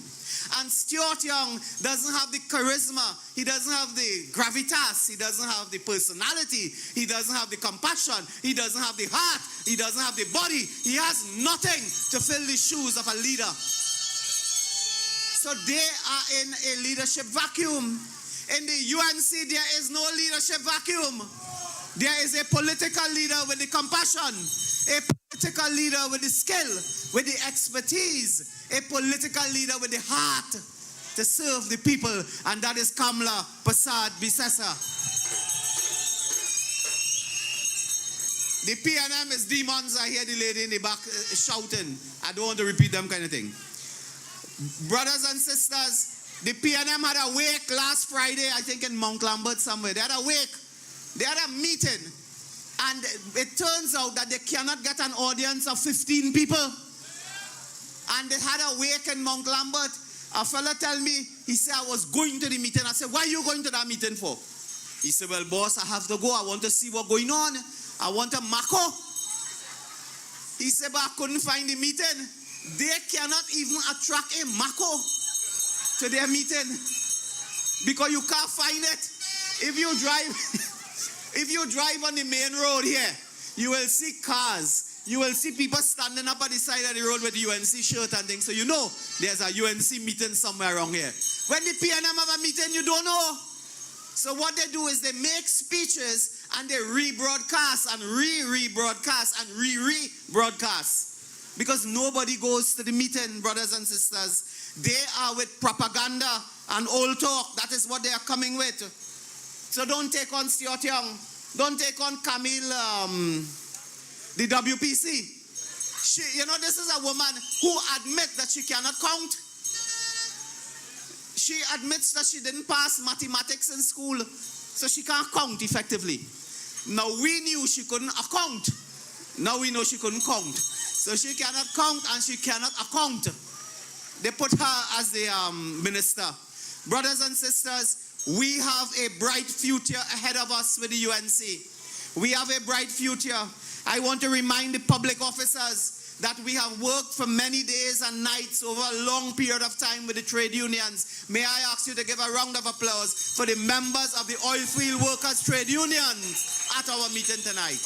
A round of applause for the Public Service Association and other unions here tonight. Brothers and sisters, we have pledged, Mrs. Prasad Bisesa has pledged that on returning to office, we will implement the 9% settlement for NIB workers for the period 2014 and 2016. Look at the period, 14 to 16. We will implement that. Do you know public servants are today living on salaries of 2013? Could you imagine that? 2013 salaries they are living in 2025. As soon as you see the back of Imbert and Stuart Young and Rowley, you will get the implementation of that 9% for the period 2014-2016. We will repeal the TTRA. We will repeal the TTRA Act. brothers and sisters of the BIR and elsewhere, we will repeal the TTRA. We will shelve the PNM WASA Cabinet Subcommittee report that spoke about retrenchment and unemployment. We will shelve. That's a big word to say. We're going to throw away that report on WASA. We will pelt that away. That will go down in the drain somewhere. We will commence negotiations with the unions starting at 10%. You hear that? We will commence negotiations starting at 10%. We will pay the debt owed on the medical plans. We will pay the debt. We will meet and treat with the Petrotrain workers. We have said it before, former Petrotrain workers, concerning their medical plan and their pension. We will take all steps possible, working with the OWTU to reopen the refinery and get this country back into refining. Brothers and sisters, that spell jobs. That spell jobs, brothers and sisters. We cannot continue anymore with the corruption, the waste, the mismanagement of the PNM administration. you again with this demon talk. Brothers and sisters, a couple of our plans I want to tell you, and I think Ivan can bring it up on the screen. They have this system now where they just punish people on the road, man. Punishment with this demerit, what do you call it? The demerit, that is demerit points. But I never get on, so. The demerit points, and that the wardens and police just use that like a baton. In the old days, they beat you with a baton. Today, they do the demerit point. We have pledged to review that system to introduce a fairer system to deal with those problems on the road. A fairer demerit point traffic system. We will open the Kuwa Children Hospital that was built for the children of the Caribbean and the hemisphere. We are going to win. We will have pay, protection, and support for security guards. Do you know there are over 10,000 private security guards in this country? They put their life at risk. One security guard told me, he told me, he said the height of the COVID, when everybody coming into a supermarket with COVID, the first person they had to see was the security guard. They didn't see the manager. They didn't see the boss man or the boss lady. They saw a security guard. They put their life at risk. And we will have pay protection and support, social security support for all the security officers in Trinidad and Tobago. We will be protecting customers and citizens from all the exorbitant and unfair and unjust banking fees and interest rates that the banks currently impose on citizens. Brothers and sisters, we will create an East-West corridor, a manufacturing hub to create jobs and reduce crime. Crime has to do with economic development, jobs. We have to create jobs if you want to reduce crime. We will make it easier and faster for business approvals in Trinidad and Tobago. And for the energy sector, and there's a big energy sector in South Trinidad, we will introduce a new body to represent locally owned medium and small scale enterprises in the energy sector to protect jobs, generate investment, and circulate income among the people. Brothers and sisters, we will introduce a program with computer application, artificial intelligence, a tech development program in all schools in Trinidad and Tobago. That is taking our laptop initiative further and further ahead with AI. And for those of you in the Marabella area, I know for sure, and in some places of Debe, when you hear people with their nightclub and disco and thing now, and in the night you cannot sleep, the elderly people taking the pills, they have to go and take a rest, and they cannot sleep because of noise. We will introduce stronger laws to stop noise pollution in residential communities. You hear plans? That is plan. That is plan for you. You can't complain about that, brothers and sisters. You can't complain about that. And you know, I have to say a word about housing.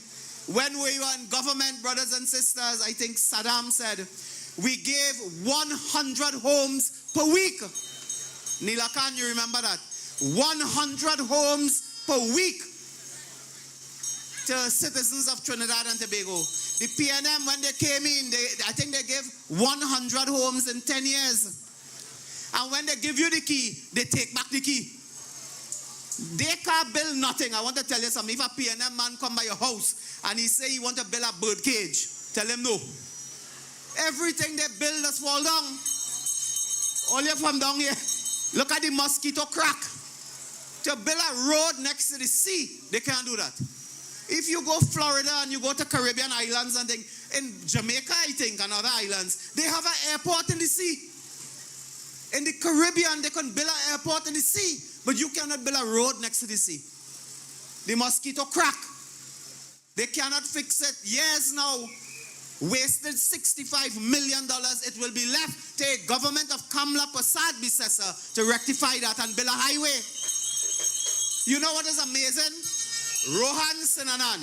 That's his name, right? I know he does get vexed when people call him something else. You know? I know he does. What does call him? Krishna? Ram? Rawan? But he does get vexed when people call him them things, so we can't call him that. So brothers and sisters, now we call him that. I want to tell you, brothers and sisters, they boasting that they have done this, they have done that in the area of infrastructure. They have done nothing. They have presided over the collapse of roads, of bridges in our own area, at Monkey Town, at Barakpo, at another one, Kanai, Nicholas, somewhere around again. 3 bridges, they work in 3 years to build 3 bridges and they cannot even complete that. They boasted when they came into office. They say we did something wrong with the highway to Point 14. There is no highway to Point 14. I challenge any one of you, bring your family from Canada, put them in a car in Port of Spain and tell them drive to Point 14. Could I ask you to take a car in Port of Spain and drive to Point 14? You will get lost by Dolly Minimart. You will get lost by Joyce Roti Shop. You will get lost. There's a bus stop on the highway. That is in 4 pieces when you come down by Debe.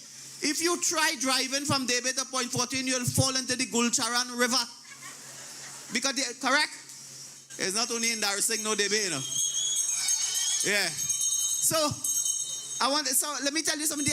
Let me tell you to go to Point 14, you have to come off at Golconda, correct? Double back somewhere down by Gulf City. Go down the Mosquito Crack. Cut away when you pass Faizabad. Go through some trace down there.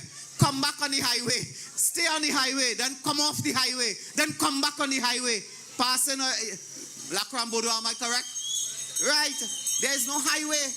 They cannot build a highway in 10 years, brothers and sisters. I want to tell you, do not put God out of your thoughts. Do not put God out of your thoughts. You will not get housing. You will not get land. When we return to office, we will reintroduce the Land for the Landless program, which we started, and we will develop 40,000 lots of lands to give out to the people of Trinidad and Tobago deserving of lands. We have said that before. We will introduce an aggressive housing program, brothers and sisters, to ensure that people deserving of housing will get the houses. They build house in Trestrail. A fella built some house there. You know the only house fall down already? They collapse. They collapse. We see the fella the other day. Only remember? We see him the other day. I had to ask him about those houses. Tonight I want you all to look at the screen. And we will tell you, the audience and all of you, do not put God out of your thoughts. That pension bill that they brought in December to the parliament to take away your pension, that was not an accident. It was not inadvertent. It was not, something happened, something gone wrong. That was planned. It was calculated. Huh? It was deliberate. And if they go back there, God forbid, that bill will never be withdrawn. Read the last 4 lines of Clause 6.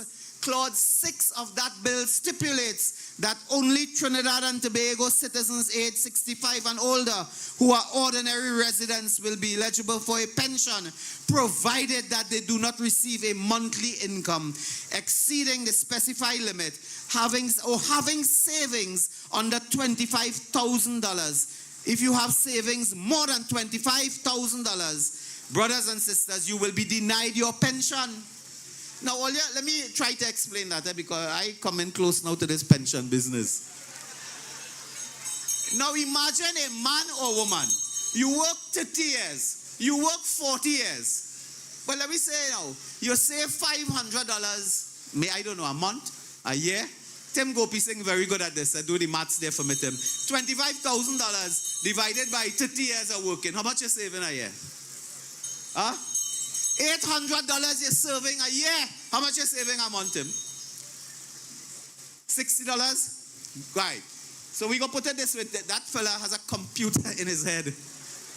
$60 a month you're saving. $800 a year you're saving.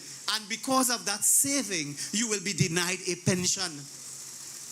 What is the word you're using in the back there, madam, to describe them? They have to be. They have to be. What is the word you use there? That is what they are. They have to be demon. Where somebody saves $60 a month to deny you a pension. But if you lie down on the road and you don't have a cent in your pocket, you do nothing, you never pay tax in your life, you have nothing, you get your pension. How unfair that is. It is unfair, and we will address that. Brothers and sisters, this is what they will be coming back with to take away your pension. They will be coming with property tax, TTRA. Don't forget, that is their legacy. There's no new chapter. There's an old book. They are coming with their old book, not a new chapter. Brothers and sisters, don't let them mamaga you. Don't let them fool you. Brothers and sisters, in the HDC homes, we are telling you, and take this and keep it in your head. If they come back into office, they will introduce property tax in HDC homes. You will have to pay property tax if you occupy an HDC home. That is a fact, brothers and sisters. They cannot hide from that. That is what they're doing. Brothers and sisters, I want to make a next point to you. Stuart Young is trying to come across as if he knew. New chapter, new era. He don't even have a new suit. You ever see how he and Rowley just dress the same? Them just buy these things 2 in 1, you know. The same suit, the same tie, the same shirt, everywhere they're going anyway. Put on all kind of crazy. Anyway, I don't talk about that. But they have nothing new to offer this country, brothers and sisters. I want to remind you, people forget, huh? I want to tell you, I just forget too. If you asked me why I had my breakfast yesterday, this morning, I forget. I just forget to be honest with you. And somehow we get COVID and things now, we just forget a lot. So, not that we just use that to breaks, but brothers and sisters, remember this. Could you remember the NGC, National Gas Corporation? Imagine Stuart Young is the backbone behind energy. He parading in this country, want to be prime minister, and telling people he reversed the energy sector and he's an energy expert. Let me tell you something. Before 2015, anybody ever hear Stuart Young? That fella was what's called a government lawyer collecting briefs from the PNM and so on. Nobody never hear about him in parliament, in the courthouse, outside the courthouse. Nobody hear about him. He is now an energy expert, he says. I want to remind you, the national community, the NGC wasted $200 million on what is called compressors for a project at Beachfield, Guayari. You all remember that? Anybody remember that? Well, let me remind you. NGC spent $200 million in 2021 or thereabout. They admitted that they spent that money on a failed project and lost the investment. Now, I like how people just describe losing money. Eh? When we lose money, we bad, rotten. We have no head. We can't spend. We make a mistake, criminal. When they lose money, it was a bad investment. $200 million gone, bad investment. They realized the facility was not needed because BP had already invested in a similar facility. NGC lost $200 million by buying parts and things for a compressor facility. That gone, you know, they say we'll write off that. I like how that does go too. When they lose money, you write off. When you lose money, the bank take your house, your car. your clothes. But when they lose money, they write off. I want to take you back 2020. The NGC wasted $250 million in a failed attempt to keep Atlantic Train 1 alive in the face of BP and Shell. Both the largest shareholders of Atlantic Train 1 are BP and Shell. They told the government, it is there in the public record, they told the government that they were not investing in Train 1. They will not put money in it. But there was a turnaround, there's a process called turnaround in construction, energy construction. BP and Shell tell the government they're not participating in that because their Train 1 is not feasible. Stuart Young beat the chest, NGC said, don't worry man, we will fit the bill, we will do that. We will do the turnaround, we will pay for it. $250 million. Colm Imbert approved in a letter on February 25th, 2021. He approved an NGC investment of $250 million. It was called Atlantic LNG Train 1 Rescue Package. They wanted permission, hear this, for next $275 million. They said, go man, we have money, invest.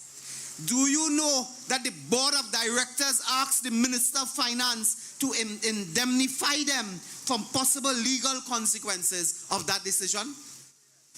I think people forget that. I want to tell you something, I forget that. And I just read news and follow most things. I forgot that. The board said indemnify us, meaning make sure nobody never charge me and take me to court and thing.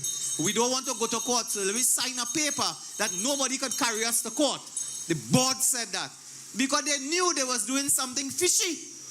They knew they was involving themselves into something that was improper, unethical, and possibly unlawful. So they wanted to be indemnified. Today, Train 1 is dead. It is what is called decommissioned, dead.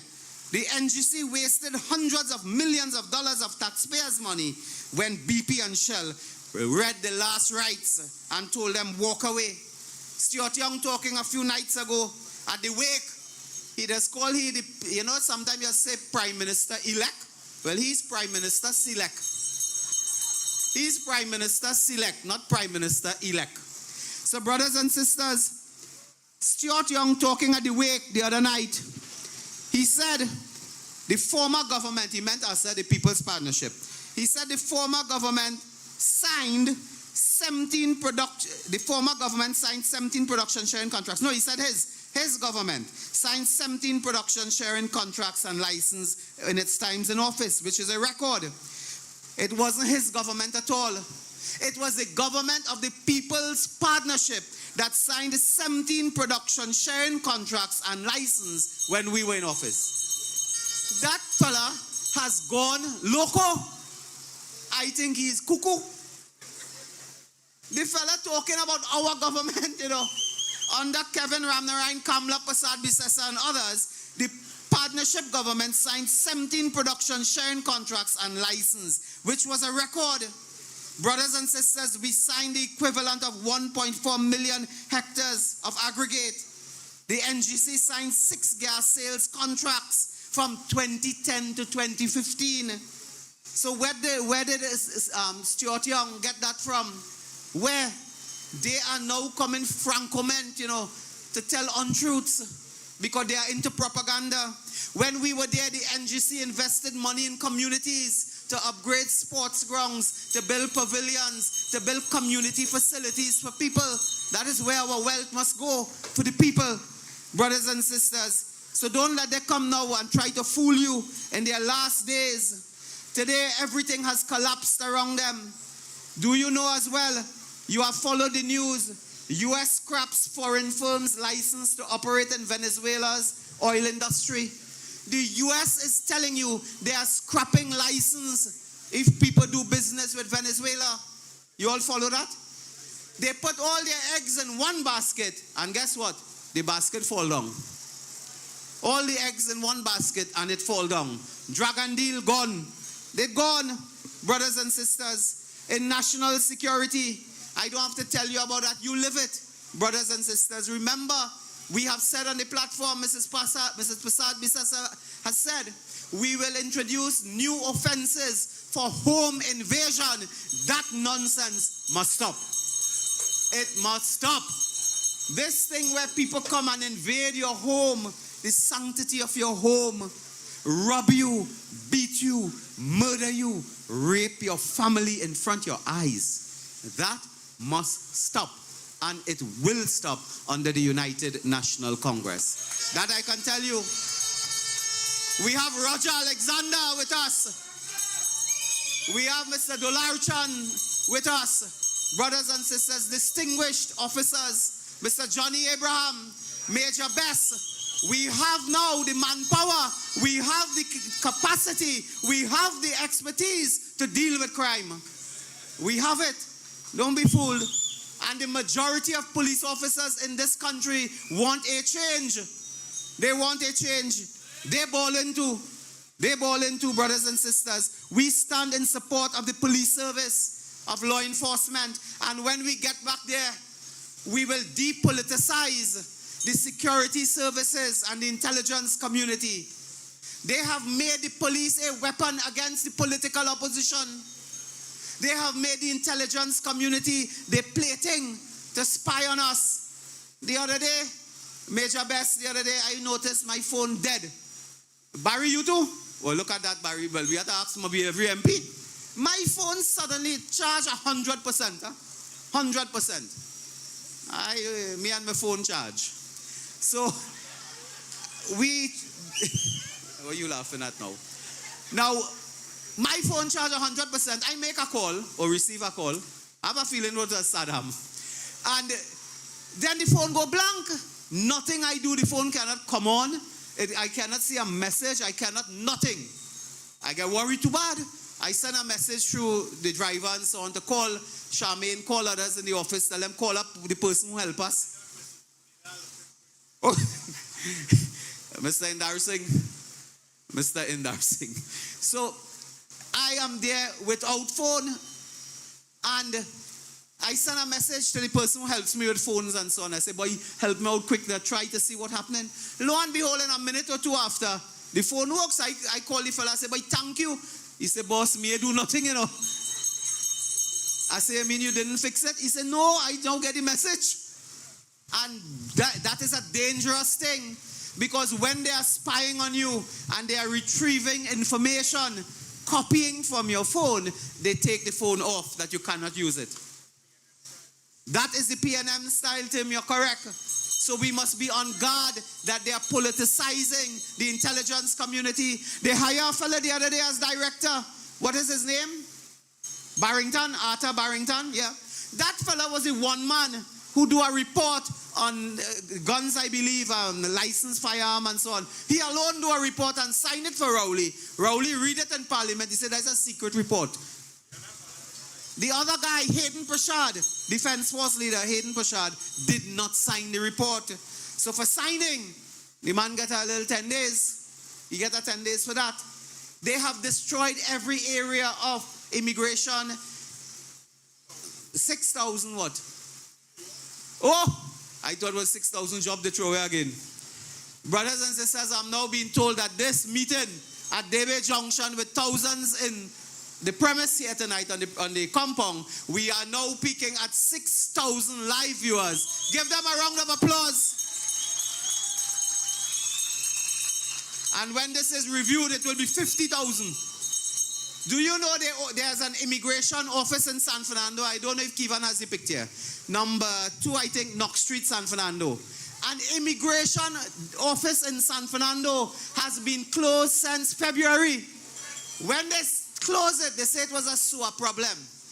The sewer problem was fixed in 2 days. You know what's the problem? A PNM problem. Well, it's the same thing as sewer, PNM, rat. It's the same thing. It's the same thing. So it's a PNM problem, not a sewer problem. It's the same thing. They have not paid the rent to the landlord in over a year. They have not paid rent. But $450 million wasted and squandered at NGC. But they have not paid the rent. So they did not pay the rent today. Students who need their extension of their stay in Trinidad have to go Chaguanas, Port of Spain. If you need your passport stamp for an extension of your stay, residency interview, citizen interview, all those type of things. If you need a passport, you have to go Point Fortin, where it have a jigsaw puzzle for a highway. You have to go Chaguanas. You have to go Port of Spain. The people of San Fernando, I'm telling you, Dr. Dowlat, you must tell them, the passport office closed down because they did not pay rent. Over a month now. No, they didn't pay rent for over 12 months, but they closed down. They closed down over a month now. I can tell you in immigration, because we shadow national security, do you know the phone service in immigration is not working? The passport officers, immigration officers, cannot call on a landline because it's not working in several offices in Tobago and Trinidad. There are no phone. They have to use a personal phone in some cases to make a business call. That is where we are in this country, brothers and sisters. So brothers and sisters, these are some of the issues I raised with you. And don't let Siot Young come and fool you that he's some energy expert. Only remember the gas, the liquid plant they sell to Naikwan. When Naikwan came, I was in Parliament. I told them that I know these people with Naikwan. I know them from long time. I just recognize conmen quickly. I know them. They just wear a jacket and tie and come in your office with a briefcase. And they just talk about $1 million and 100 million, 200. And then they just ask you for money to pay a maxi to go back home. I know them. When you open the briefcase, you see an express and a piece of roti. I know them. If you give me mud and water, I could make them. When the conmen come and tell them about Naikwan, Rowley went and opened that. You remember? He said, this is the future. We have a great future in gas, the liquids and so on, you know. All the assets they gave away for, I think, $10 million. But here the plan.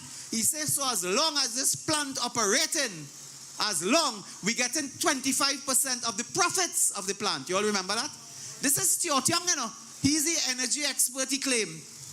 Naikwan, Siot Young, energy expert, he claimed. They said you're getting 25% of the profit.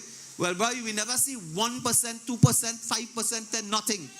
They plug on the Naikwan plant and they nearly blow up San Fernando. That is what happened. I see the former member of parliament for Siparia here, Mr. Govindra Rupnarayan. We want to welcome him as well to Debe Junction. So they destroyed the facilities at Pointe-à-Pierre, gave it away to their friends. Do you know the owners of Naikwan, shareholders and so on, borrowed a lot of money on that? Anybody ever asked where the money went? If you borrow money, the money must go somewhere. Either you invest it in the plant or it go in some bank account or somebody's pocket. We will have to investigate where the money went that they borrowed for Naikwan. Hundreds of millions of dollars. Brothers and sisters, where did that go? Saddam tell you of a very appalling incident here earlier today. They are opening something in Plebdeco, you said. A commissioning, what is this? They cut in ribbon for some training facility, technology, a piece of equipment. They cut in the ribbon to open a piece of equipment. Then fellas will cut the ribbon one day to open the bonnet of a car. They cut in ribbon to open a piece of equipment. And the bill for doing that is $250,000, $250,000. And what that is for horse derbies. Is that it? Hors d'oeuvres. Sorry. Hors d'oeuvres they call it. That is when they're taking $250,000 to go and guzzle down whiskey, wolf down shrimps. That is their idea of hard work, you know, lining up by the buffet and toting a plate. That is laboring for the people. That is their idea of hard work, eating and drinking. We want to tell them on April 28th, the bar is closed. The kitchen is closed. On April 28th, no more free food for them. And if they're taking up doggy bags, we want to tell them, no, we go feed the dog. We like pets. Brothers and sisters, they have eaten out all the money. When we go back there, I told Mrs. Prasad Bisasa once, I said, Mom, please get some cobweb room. She said, what that for? I said, when we go back in the treasury, it's only cobweb. It have nothing there. They have spent, when we left this country, we left billions of dollars. We have the figures, brothers and sisters. We left billions and billions of dollars. as in the Heritage Stabilization Fund. We left billions of dollars there. Today, they have bankrupted the country, brothers and sisters. They have bankrupted the country. I don't want to keep you very, very late tonight. We already passed our time. But I want to indicate to you, in closing, brothers and sisters, that we have a meeting for tomorrow night. And we want the bandwagon to roll into Chaguanas East. Wednesday, 2nd April. We are at Chaguanas East for our second community meeting. The address is corner of Gibson Trace and Foster Road, Jerningham Junction, Kunupia. So we are in tomorrow, Chaguanas East. The next night, I believe, we also have a town hall meeting dealing with crime. You will hear and read about that. So tomorrow night, Chaguanas East takes the spotlight on our platforms, brothers and sisters. We have given you our commitments. We have given you, brothers and sisters, good food for thought. We have told you about Stuart Young. I want to close by telling you that this country now is at a historic juncture. Our God, our Maker, has placed us at a historical juncture where we are called upon to save our country. Our country is worthy of rescuing. That's the first point. We are worthy of rescuing this country for our children, for our grandchildren, for generations to come. We cannot destroy this country. And today we are one moment away in time from removing the PNM and saving Trinidad and Tobago.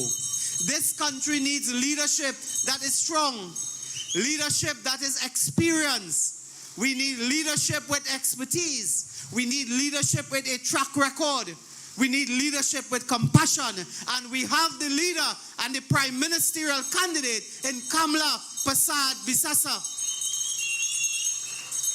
What a joyous occasion it will be after April 28, April 29 or thereabout, when Her Excellency Christine Kangaloo generates a call to the Member of Parliament for Siparia and invite her to attend at the residence of the President to take an oath of office as your next Prime Minister of Trinidad and Tobago.